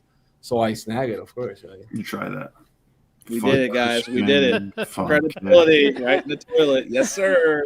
There you go. Mission accomplished. Let's get a banner with aircraft carrier and a banner. It says mission accomplished. Well, you know what? That's how I listen to records. So an aircraft carrier. That's I have Pizza Hut cassettes from when I was a kid. Because believe it or not, I actually didn't know, but Pizza Hut El Salvador had some fucking mascots that didn't exist anywhere else. So I thought it was a common thing that everybody knew about, but turns out no one knows about that shit. There we go, Alex. Yeah. Oh yeah, there you go. Is any spam LPs? By the way, I don't know what the consensus here is, but I love spam, so I'm not gonna sit here and anybody what there we go. Oh my gosh! Wow. Yes. Inject this straight into my veins. Wow. 73. Look Leisure at that guy. suits, white tuxedos. This is how you did it back in the day. This is how you market a brand. Look at this. That's a success. Look at that guy in the top hat. Look at that top hat. That's like Chins. Yes, sir. These guys are all on their way to the Billy Joel concert in '73. Oh, hang on. Jose. Oh, Jose has the best headwear. This is a pricey one. How much is this? This is like a $50 is an asking price. Wow. Damn, I can probably get a Rhino high five for that money. Rev, can we get you back to making videos? I think this has like literally this topic was born for this topic. Yeah, this is a hole in the marketplace. This is an opportunity. Yeah. Can you imagine? He can. Look, this is the scenario, Rev. You have to pick up a breakfast label, and then a lunch label, and then a dinner. Yeah. And then you tell us what's for dessert. You know, so here's a good question about this stuff. Which label is most likely to reissue something like this? Sunday. Oh, it's got to be Taco Bell because they're part of Yum Brands. And so it's Pizza Hut though. Ooh, that's a tough one. And oh my god, and KFC. Oh my gosh, it's the triangle of cholesterol. Unbelievable. What will we? Oh, but is this like a Mondo Music? Does the Numero Group? No, it's the Sundays. I think it is Sundays because they like some of that campy stuff.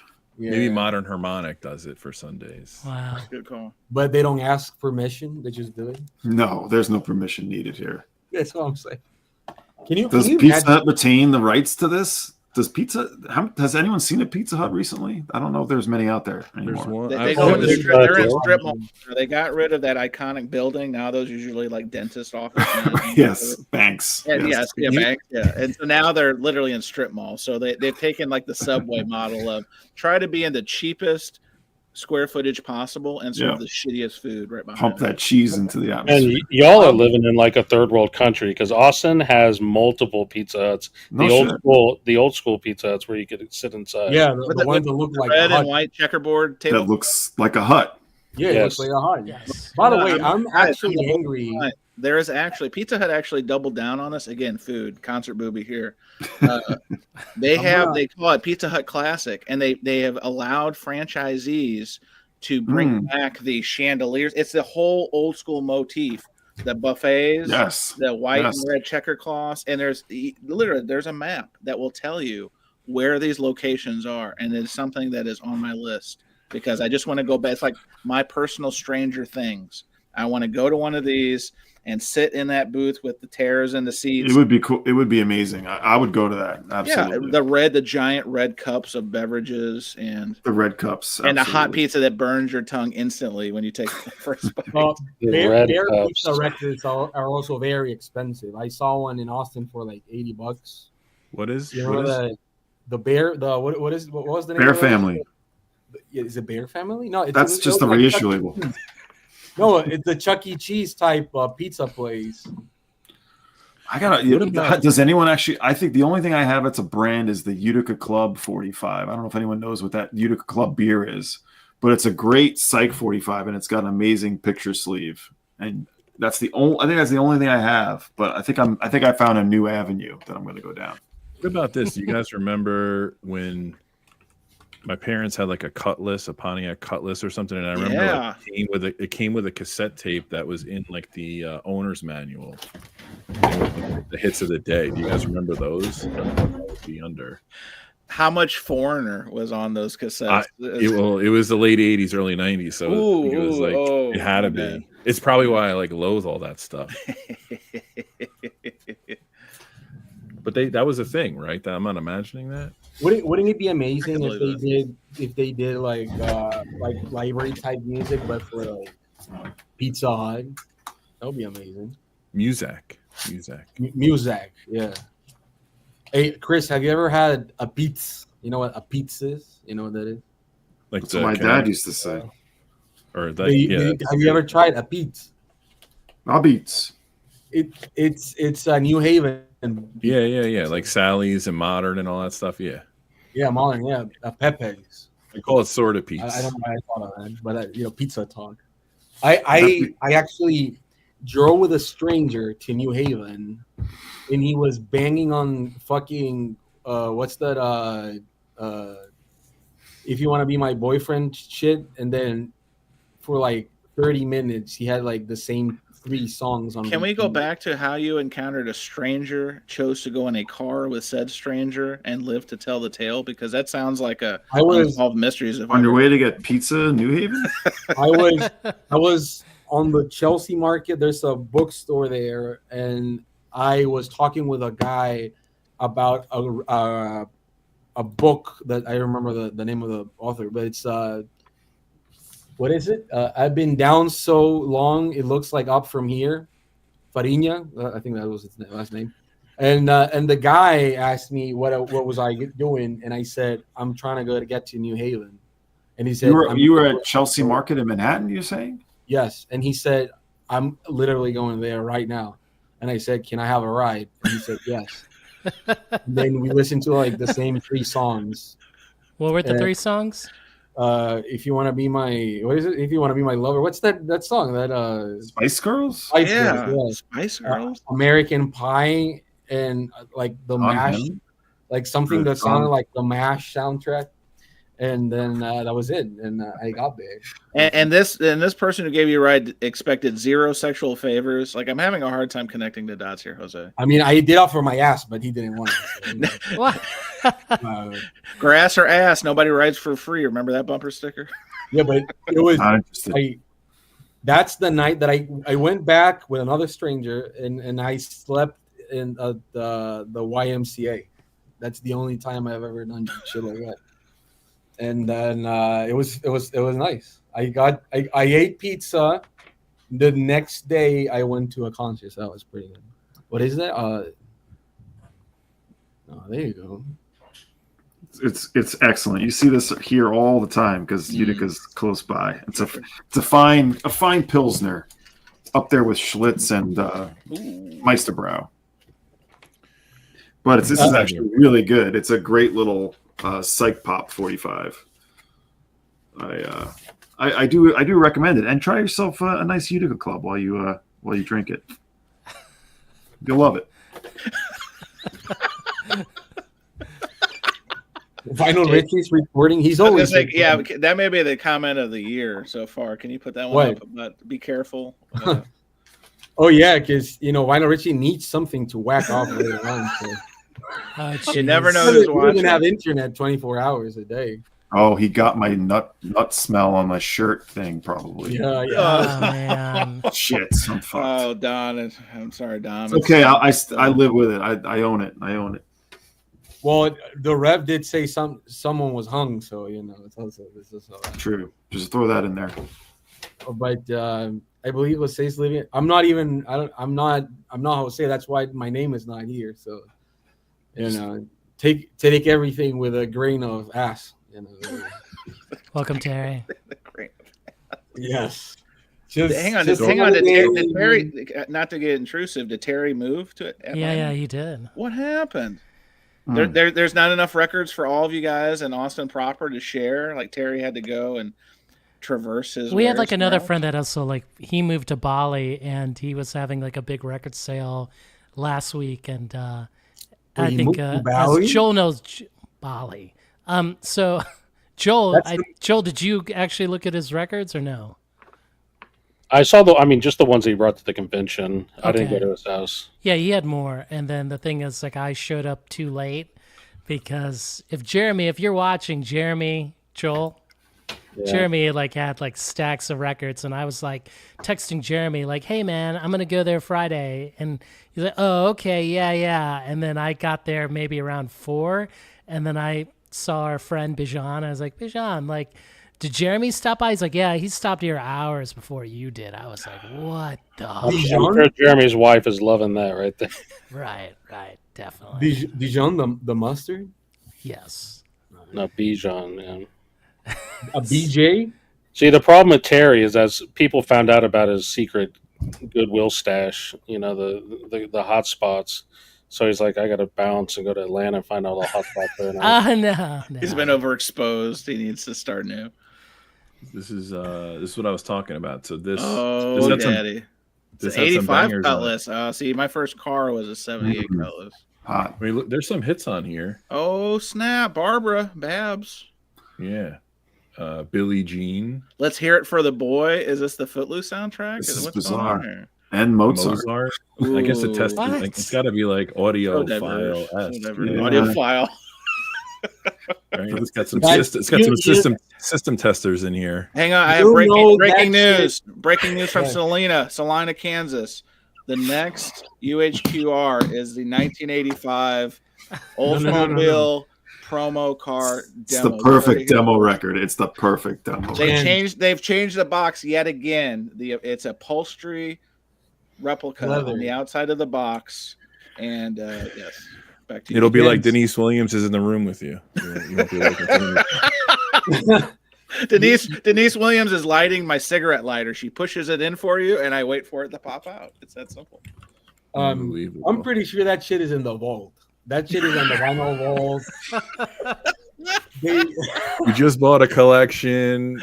That's long time customer. Here's the thing. I just came back from Tijuana, and I got this collection. Oh yeah, he got the Colonel Sanders Tijuana picnic record. By the way, wouldn't it be funny if Chad just one day like wakes up and he becomes like a stoner? He starts doing all these like doom metal bands. I think that's what's gonna happen. I'm not betting on anything, but I think that's what Analog Production's gonna do like in 10 years. He's just gonna go. Like, so how would he hype it up? Tell me how you'd hype it up. He'll be ripping like 4 bombs. No. Like, tell me in the voice. We want the Rich Little of the CEE. Give it to us, John Bong. I can't. You know why? Because I was not given God's gracious voice. That golden voice that he has. I do have a question for the panel though. How do you listen to your UHQR? No, I'm just kidding. Can we confirm or deny that Chad is the reason that Mark Maron is shutting down the podcast? I heard that the podcast is going out of business. Is there any correlation? Because I'm looking for anything salacious or tantalizing. Is there any correlation to that? Do you guys know? It's everything was in cahoots. It was just like a big. But for real, like, how did that shit happen? Like, do you think? No, you know how it happened. I believe Mark Maron. He read the New York Times article, the interview with Chad. It was probably having that happen. And then he decided, like, well, I guess I could have him on my show. And I believe I didn't hear it. I think Grooveseer can talk more about it. What did they talk about? The pressings or something else? It was nothing that you had never heard before from Chad. It was Mark's a great interviewer, so it was fun. They talked about his history, how he built the company, and then they just talked about they both are recovering addicts too, if I'm not mistaken. They had that at the beginning. And then they were just talking about how the addiction went to records instead, which we can all relate to. So it was cool. Mark Maron carries these conversations, so Chad wasn't bad though. He was just being himself. How many times did he say "listen, man"? A couple times. See, he teased us. He said he couldn't do it, and then he just hit us. It's got to be in the moment. It's got to be in the moment.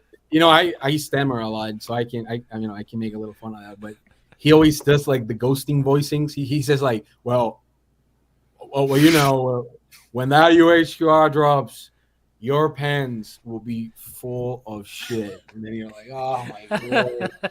And then it's just Jose, like a 45. I need you to do Chad releasing like a sleep UHQR. Like, give me some of that. I can't. I get too nervous, you know. So it has to be. It has to be organic. You listen. Yes, Robin Williams was the same way. You have to let him just come into the flow and come into the character. I get it. I'm more like Robin Williams in the Awakenings movie. You know, Awakenings movie. Jason Arsenal. Now this is a controversial. Right. Is this true? Because we don't. Again, we don't want to start any rumors. More freebies. I heard the next Rhino Hi-Fi record is never done before. It's gonna be kind of blue, you know. So it'll be like that theme song, that what the fuck theme song. Yeah. Just put that thing on there. It's just one-sided. Yeah, 78. With an etching of Chad's face. They're all fucking warped like this. Listen, man. That would actually be amazing. But say heard it here first. My records from Acoustic Sound start coming warped, damaged, or it seam splits. Hey, listen, you guys heard my dark web theory. It wasn't until I started talking openly about returns that all of a sudden it took them longer to ship my releases, and then I had that Miles Davis situation that made me cancel all the rest of my orders, and it's never been the same.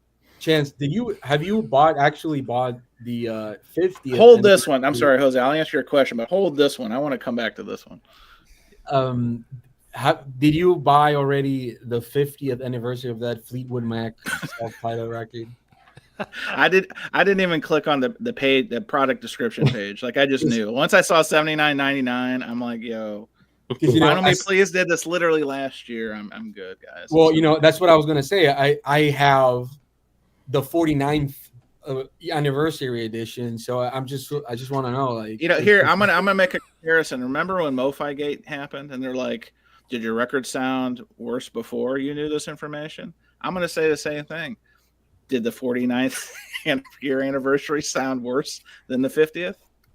You tell me. Well, you don't understand, Chance. You'll one day you'll wake up and you'll be like, 49th? What's bullshit? I like round numbers. You're a round numbers guy, right? That's the so. thing. Can you put Tom's comment back up? I'd like to address this one. All right. So Tom says a good portion of this panel is rumored to be on the freight's payroll.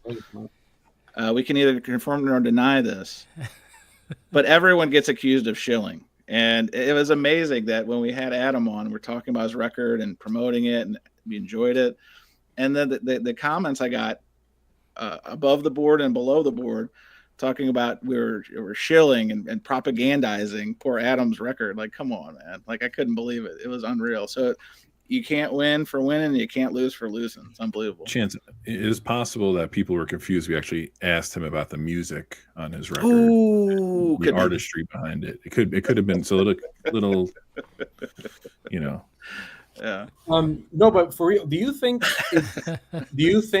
they every audiophile label is doing the Doobie Brothers because there's no more Steely Dan records? Or No, because you have to wait until they do the Loggins Messina. That's when you've like peaked out. MoFi did the Bob Skaggs record once, right? No, didn't they? It was like a half speed. Who did that? I thought Atlantic did Bob Skaggs. Some audiophile. I think I don't know if maybe I'm mistaken, but yeah, it's like they just think there's like 4 audiophile bands in the world. Like I would be remiss if I didn't bring up one of my favorite moments of the year in the VEE CEE when George Borden was on Steve Westman's show a couple months ago, and they mentioned the Dan Fogelberg. They mentioned the Dan Fogelberg audiophile reissue, and George just couldn't help but laugh. And they're like, "What's so funny?" Dan Fogelberg, really? Okay, no, I'm not even gonna. I was like, wow. They're starting to add legitimacy to Friday Music as a label. That's how bad it's getting. Friday Music does like dollar bin stuff, and you're starting to see that shit come out. Cheap the license, I'm sure. Nobody else is doing it. Why not? Sure. Well, would you? That's a serious question. I make a joke. Would you rather have something like that, Dan Fogelberg, or some of these dollar bin all stars, or things like Pablo, which up until they announced that series, you could easily, I wouldn't say easily, you could more than often find them for less than $20. Then they announced this audiophile reissue series, and all of a sudden the aftermarket starts taking the count bases and all this kind of stuff up and up and up, and it's never been the same since. That was, in my opinion, the whole reason why they did it. To drive the aftermarket? Sure. Yeah. I mean, it tracks. Like those are $5-8 records. The way almost all the time. Yeah. Now you can't find one for less than 15. Like the worst titles in bad condition are like $15. Well done, sir. Because it doesn't really matter what we talk anymore, right? I'm going to show 2 records. Well, before you show them, I'm going to say when I was at, this is for Joel, when I was at Waterloo or End of an Ear, I saw Dan Fogelberg, Souvenirs, the record that was reissued as an audiophile record for $5. And I just started busting out laughing. And then I was like, man. And I was thinking to myself, doesn't matter if the record, it's produced by Joe Walsh of the Eagles and solo fame. Sure. But I listened to that record and I was like, this is not even worth $5. Cocaine Joe. It was a Cocaine Joe. Yeah. I mean, it needed to be below $5. They should just given it away. And yet somehow you still paid for it. No, I did not. I just laughed, put that thing back. And just, okay. Nice. There we go. I want to say that the only Pablo record that I own is a Duke Ellington record that has what is it? I don't remember the title of the record. The B, whatever the B is. I don't know if anybody here saw Dave Letterman when the guy was walking between walking the rope between 2 buildings. Yeah, high rope.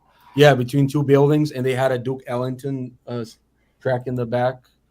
That was one of the first time I did acid, so I do own that. $5, Besides that shit, I wouldn't give a fuck about it. No. Hey, I do want to call the dais out to the carpet because I do remember a lot of chatter, Surface Norris here, many other places, that was going to say that there were going to be an avalanche of the Beatles box reviews, and I've only seen a couple so far. Have you guys? I can count on one hand how many I've seen. Maybe I'm not subscribed to everybody, but I've only seen a couple. Have you guys seen more than that? I think maybe we underreported the situation. What Beatles box are you talking about? I have. Who, the Beatles? Are you sitting down? Are you sitting down? I've some breaking news. There's this band called the Beatles. Some call it the Buttles. Some call it the Bugles, and they have this thing called the Minot box, not the Kylie Minogue, but the Minot box. Say that so. And they reissued it again. It's the reissue of the reissue. Wait for it, of the reissue. Are we getting a Rojas shootout on this? That's an expensive shootout. I don't know why he'd want to duplicate a box set just for shootout. That's commitment. No, I won't. Well, but I will remove. Go ahead. Oh, sorry. The guy from the UK that everybody seems to want to kiss is, Oh, Andrew from Paro. That guy did a shootout. Yeah, but he's like the Beatles channel. Like I fully would expect something like that. But honestly, and I'm not no kidding. I know Jimmy Barnes did one. Adam, if he's still here, I think he just did one. I haven't seen the video yet, but I saw the thumbnail. And then obviously the Parlogram guy. Any other ones? I reached out to the record store today, folks, and I said if they release a 2-inch vinyl mono box set of the Beatles, I will review it. But that's the only time. That's hilarious. No, Malaya, this is Lowe's, not to be confused with Wally's, because sometimes people forget that Wally's is the smaller version of Buc-ee's. Look it up. Valero, that's what you want. Valero. If you Más pequeño. Well, I was telling Cesar in like our group Valero, chat, I Valero, think, right? like the mono box is like a prize. It's not. I don't think anyone's going to do any reviews or in depth. You know, they've wanted it for a long time. Now they have it. I doubt they're going to listen to it. You know, I mean, maybe some other people like Adam from the Freight, he'll listen to it and enjoy it, but I don't like Beetle Dave or Beetle Grandma or. So you think it's a status, like a check mark on a record collector list? I think that's fair. I could see that. I mean, I wouldn't disagree that that's one of the reasons I got it. Like this week, I'm going to make like a video, like comparing them to the UK OGs. Like, I'll try to get through all of them. Maybe, I don't know. I don't really want to do it, but somebody was talking me into it. I was like, I guess like I already did Beatles for Sale, so I will do the others. I guess. I have to ask, Jose, are you sound scanning your own records to boost the sales? What's going on over there? Are you putting a hype sticker on them with the plastic shrink? With the price tag. Yes. Do you charge more if there's a price sticker on it? No. You should think about that, Jose. Can I show miss it out.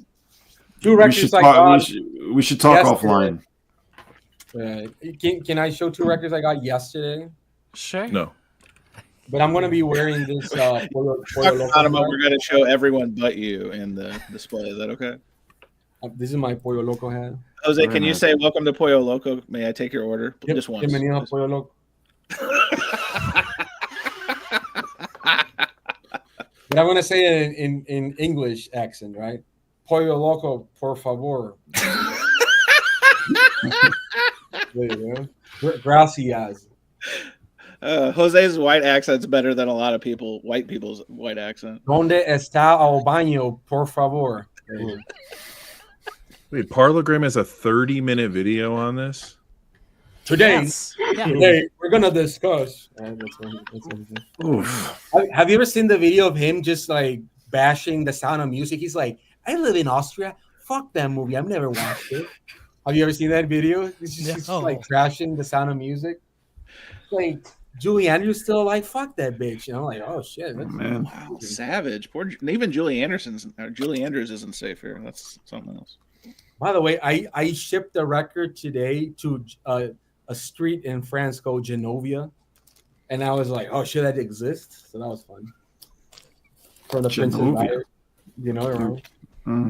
I got these Caetano Veloso record. That's look at the fucking ring wear on that horse.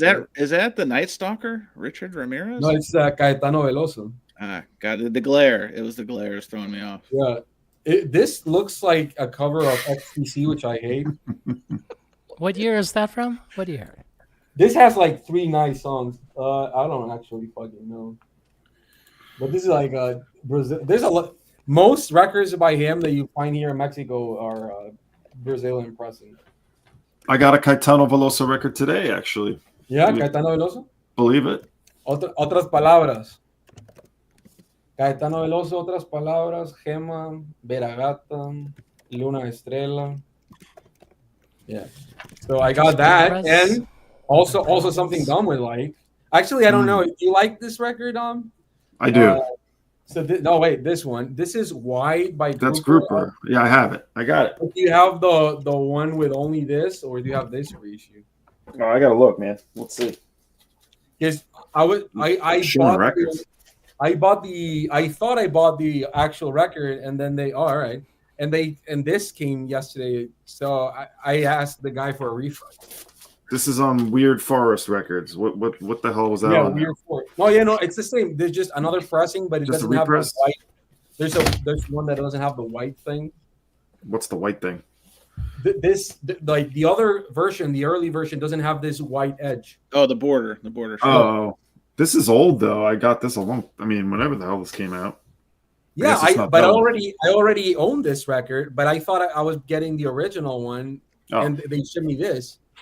So I have two. This one is sealed though. Disogs strikes again. Yeah, I like I've said it before. Not that they're gonna fucking do it, but I think they should put an option to send photos of the actual record you're selling. Yeah, absolutely. They do it on the Does Disogs have enough bandwidth on their servers to house all those images? I doubt it. I mean, Disogs is about as Google Drive type situation, or they could, but why would they? Then they would charge the fees up again to subsidize the hardware. No way. There was some seller I encountered that was literally changing the shared images to their record, like on a bunch of their stuff, just taking over, whatever the heck was up, just to be like, oh, the one I know what it looks like, it's the one that's on the Disogs listing. Like, you haven't really lived until you've been in an edit war with someone on Disogs, okay? Yeah, right. That's true. Yeah, I recently, a guy asked me to ship a record, and like a week afterwards, he requested a refund because he said I hadn't showed proof of that shit. And then when I look at the tracking, it says it had already been delivered. Oh, I've been there. And yeah, it was so bizarre. And the guy was like, he never never send me tracking. And I sent because I always take photos of every record I ship.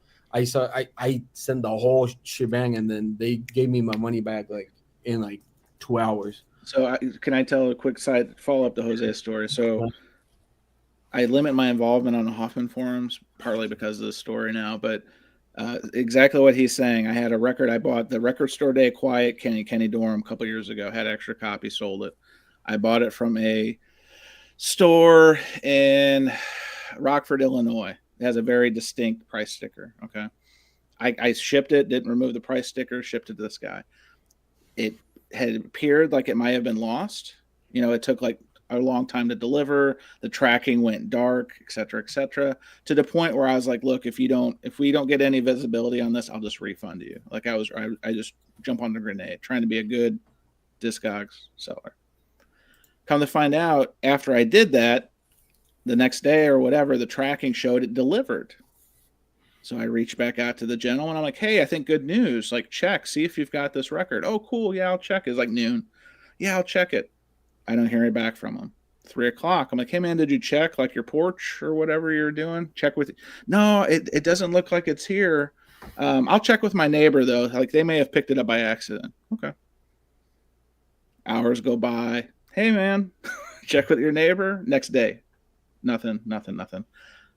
I look in the Hoffman forums on a dedicated thread to Record Store Day releases, and there is a picture of the Quiet Kenny on a gentleman's display now playing with the price sticker of the specific store, and it was posted that Sunday. Man, I'm so glad I picked this up, yada, yada, yada. So the guy was claiming he never got it. And I'm like, there is no way this is a coincidence. There is no way that this guy is like, I just picked this up. So I literally reached out to the Hoffman admins. And I'm like, because I called them on a thing. I'm like, hey, motherfucker, I know that's my record. Hey, Mr. Motherfucker. I'm sorry, Mr. Motherfucker. Oh, I don't know what you're talking about. And I literally wrote the Hoffman admins. I'm like, this guy fucking stole this record. I will show you the Disogs. Like in the Disogs, you can kind of chat on the transaction page. Long story short, and I don't know if he ever came back. He was banned. But I mean, I never got my money. And the guy even came to me at one point in that Disogs thread and was like, you could have handled this better. I don't know why you need to go to this extreme. So he admitted it was him. And I'm like, cool, pay me and I will leave you alone forever. Send me my money back that I sent back to you. I do want to say that the other day on Chance's stream, I did told a story that I was shipping out records for my label. They were all going to the US. I shipped out 5 that day. And then a 6th record was supposed to be a record I sold someone on Disogs. And I fucked up and I took all the records without address. And I just put I just closed them without looking records. Then the next day I was like, oh fuck, I don't know what the fuck I sent to who. So I had to tell everyone that I sent them a record that day. And then thank God some guy found it because it was like a $300 record. And the guy was like, hey, where's my record? I got a test pressing. And I was like, oh, yeah, it's a test pressing. I mean, it definitely was not a test pressing. but it has like a DJ sleeve. And I got it back on Saturday. Got lucky. So I'm very happy. Now, as the vice president of shipping, logistics, and customer service of Overall Central You Records, suck ass then. I dropped the ball, and I'm sorry. I literally took my eye off the ball, Jose. I'm so sorry. Can you imagine, like, you're in a fine day and then you receive this in the mail? Why? The day just got better. Yeah, level up. Come on, man. Well, the other day I asked a guy if I could PayPal him instead of buying. You know, everybody does that, even if it's against the rules or whatever. But I asked him, hang on. Whoa. Does what? Speak into the microphone, Mr. Bond. I don't know what you're talking about. I have no idea. Like, is this a new thing? Like, teach us. What are you talking about? I was like this when you said that.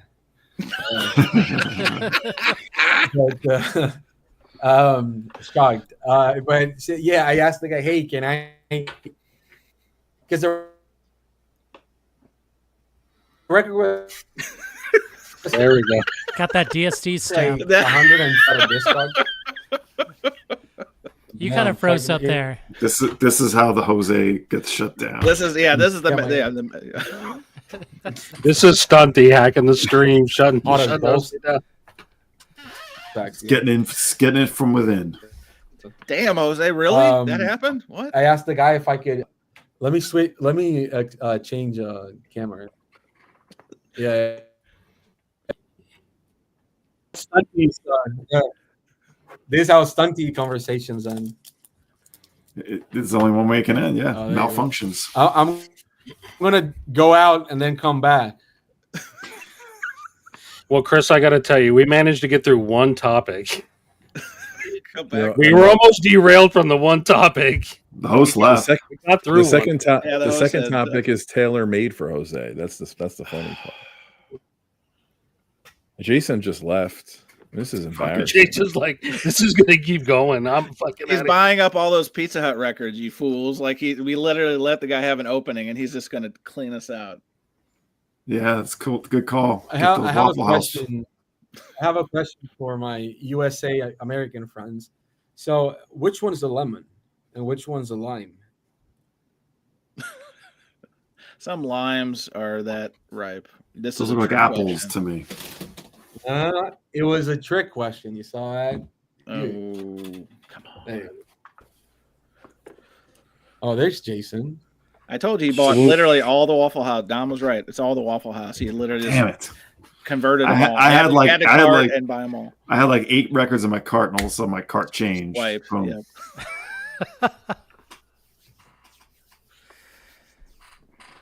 So we're gonna. What happened to Joel? Did he just leave? Did he? I think everybody's taking a turn freezing and leaving, so then they can buy up the Taco Bell records or whatever fast food establishment has not been cleaned out yet. So we're gonna go revert back to topic real quick. We're all gonna pick a band that no longer matter, right? And I'll start first, okay? Here's my artist that I don't think resonates to me anymore. I can't listen to this. I don't care if it's hyped up. I can't even go there. I can't go there with this. Wow. Whoa. Wait, you know what, Jason? You're saying that you haven't listened to the Rhino Hi-Fi. When you do that, you're gonna be back at it, man. He'll be back every single day. He's got him back. He's back. Need a stock copy too. The promos just you can't. I know, right? Gotta, mine isn't in the shrink, of course, and I don't have a price sticker. I don't know who this person is. Say Miles or something or whatever. I don't know, but I can't. I just can't. Groove Seeker, go. This is man. Led Zeppelin. What? Oh man. Can't even go there. Why? It's just there's a lot of bands that fall into this category, and like there's obviously some songs I like, but I just can't hear it anymore. I'm over it. Wow.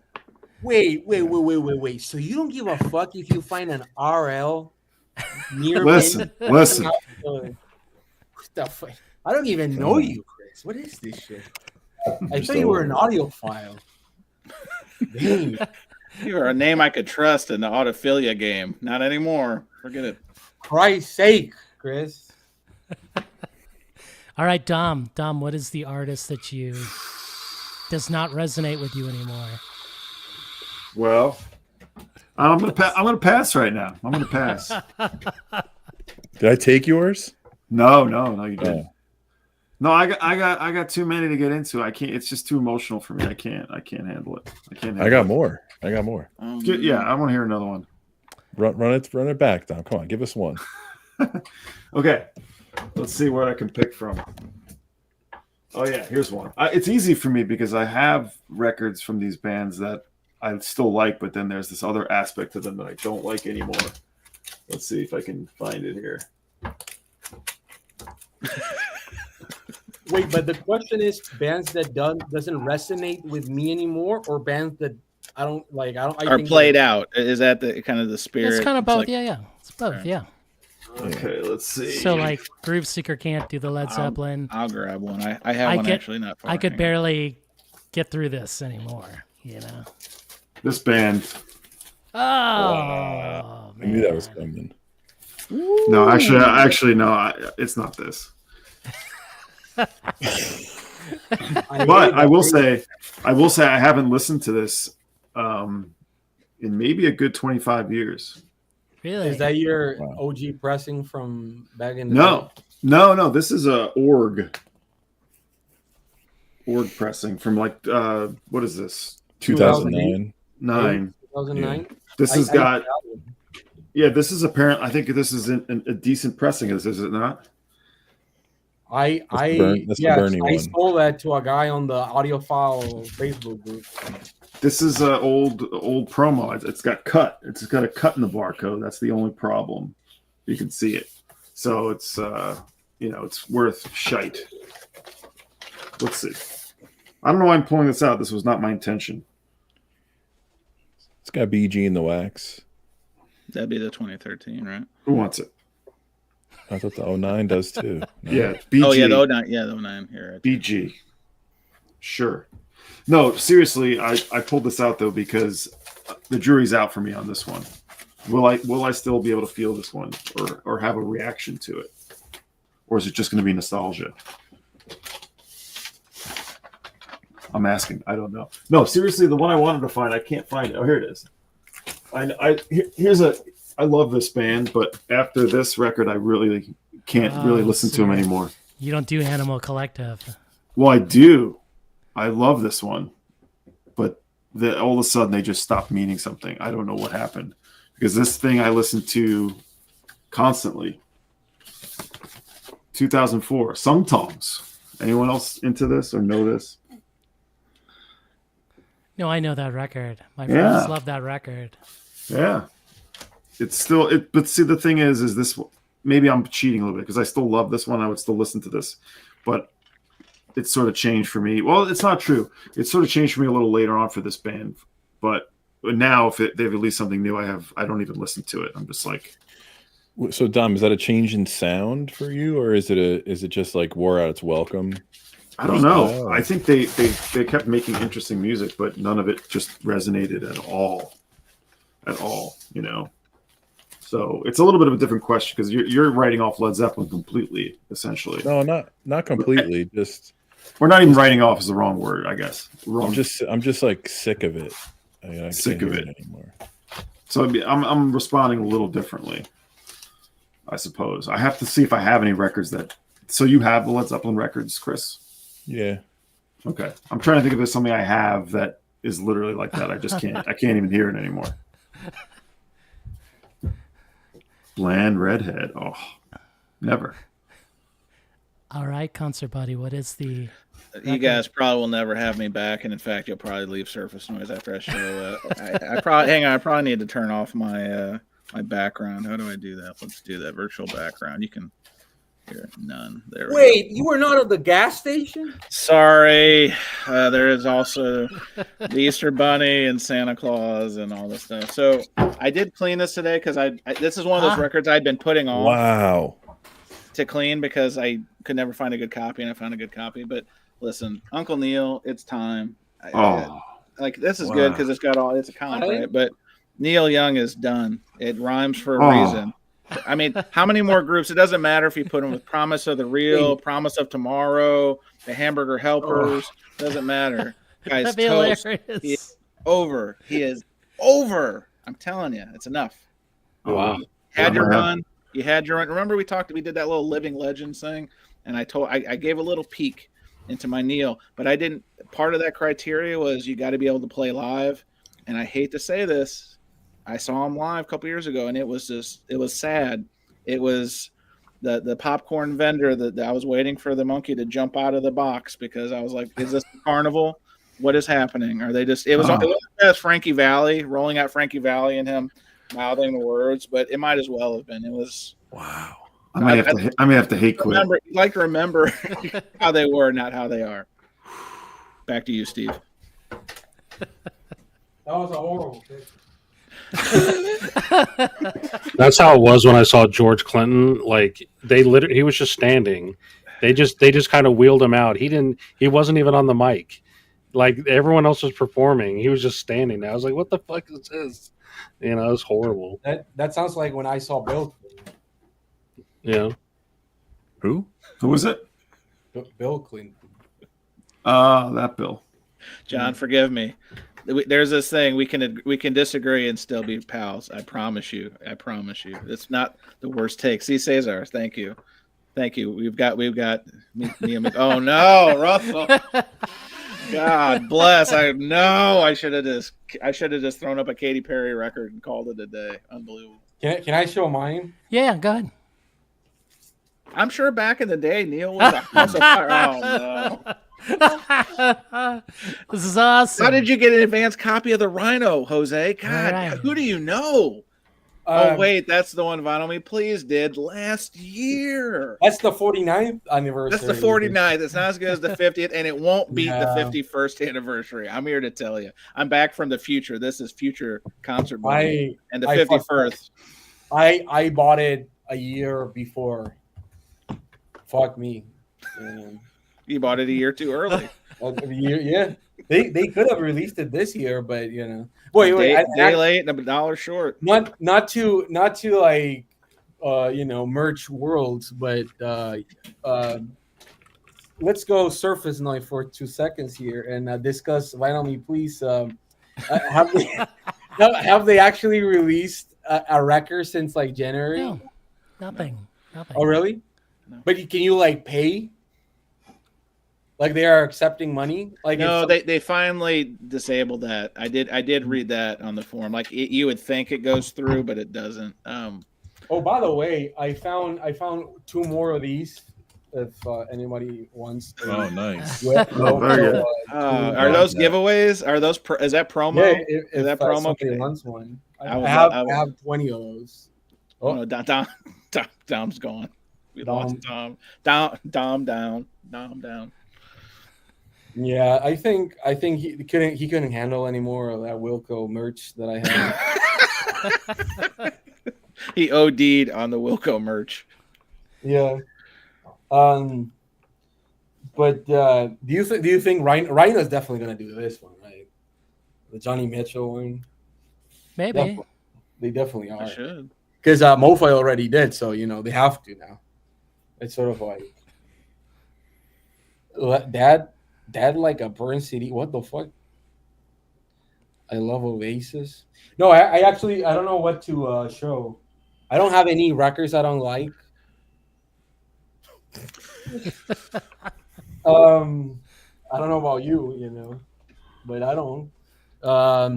It's okay. There are some bands that I don't listen to anymore, but not because I think they're bad. But like Flaming Lips, I love the Flaming Lips, but and I actually think their last 2 records were pretty good. But I just don't listen to them anymore as much as I wish I did. Basically, I guess. Ooh. I don't know. Well, this is more of a Chris question that maybe he can answer, or anybody here, or maybe you, Chance. When you follow a band that releases a lot of records, I sometimes go in and out of buying them. For example, right now, like there were like during the pandemic and like 2 years before and like 2 years after that, so like maybe till the last year, I was buying a lot of Guided by Voices, and I've stopped for a bit because I just can't, You know what I call that, Jose? I call it Weezeritis. You know why I call it Weezeritis? Because Weezer thinks just because they can record a song, they should put every song they record out instead of waiting and selecting the best songs and then make them, because there's not that no one needs the Black Album, the White Album, they're literally trying to go through the PMS. The Van Halen record. What was the name? Right. I mean, it's too much.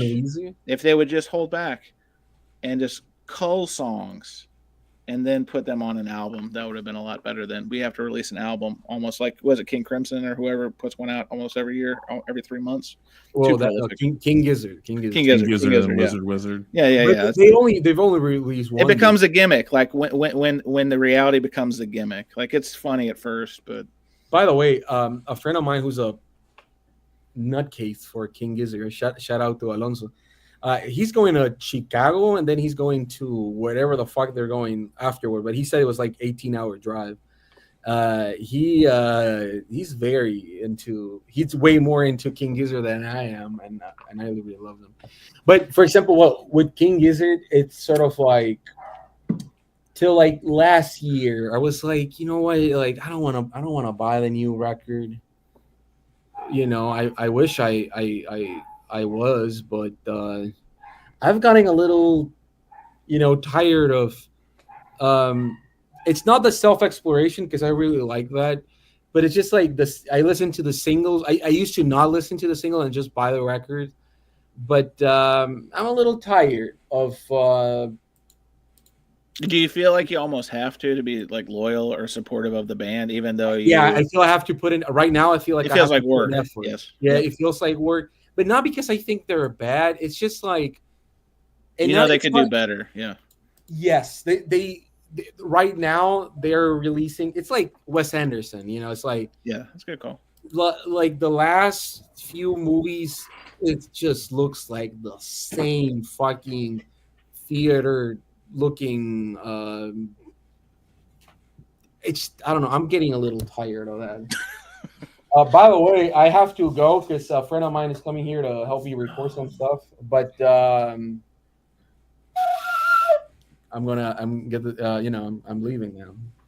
Hang on, was that the skin flute? What is that? What is that instrument? A recorder? Oh, I love it. Nice. It's like Willy Wonka had. Remember, he would summon the Oompa Loompas with that recorder. Bueller. Hey, High Rant. I'm going to agree with you. I actually really love those Punk Note versions they did of all those Bad Brains albums. That was cool. I have several of them. And we've been having like a totally separate like conversation in the chat than you guys are talking on the stream. Someone brought up Sleater Kinney. I agree 100% that like once they went with St. Vincent, I'm not a St. Vincent fan. I mean, I have respect for her, but I don't really like the music. When they ditched Janet and went with St. Vincent, like they jumped the shark. This album is like does nothing for me. I have it. Yeah, I'm like a completist for them. But the one before that also doesn't do anything for me. Yeah, they absolutely peaked with The Woods. The Woods is such an underrated album. Jose, we don't need a copyright strike on this. Yeah, come on. Yeah, this has been a momentous live stream. You don't. What about a spin? What about a spin on this? What are some bands or artists that the VC has ruined for you? The Beatles. Fuck the Beatles. Besides Fleetwood Mac. The Beatles. Listen, I still like Fleetwood Mac. Y'all jumped the shark with Fleetwood Mac. Fleetwood Mac is a great band. That's why you guys are like talking so much shit. I don't listen to rumors. Honestly, when I want to listen to Fleetwood Mac, I'll just put on the dance. I like it live. The dance actually ruined the albums for me because that's such a good live album. See you, Jose. Bye. Thanks Later, for Jose. having me. Remember, go to your local Pollo Loco and Vaya con Dios. Vaya con Dios. Vaya. No worries, Right. no worries. I think we're gonna end the stream unless No, don't do that. No. We got more to talk about, man. No. No one show any Garfield related merch here, so you have to keep going until that happens. No. We're good. I want to thank Joel, Groove Jason. Seeker, our guest Jose, John Bong, Concert Buddy. I want to thank everyone in the chat for joining us. Jason, you did it to yourself, man. You did it to yourself. And Just that's you. how Dong Bong listens to rap. Here's our first guest. Here's our second guest. And there went the whole thing.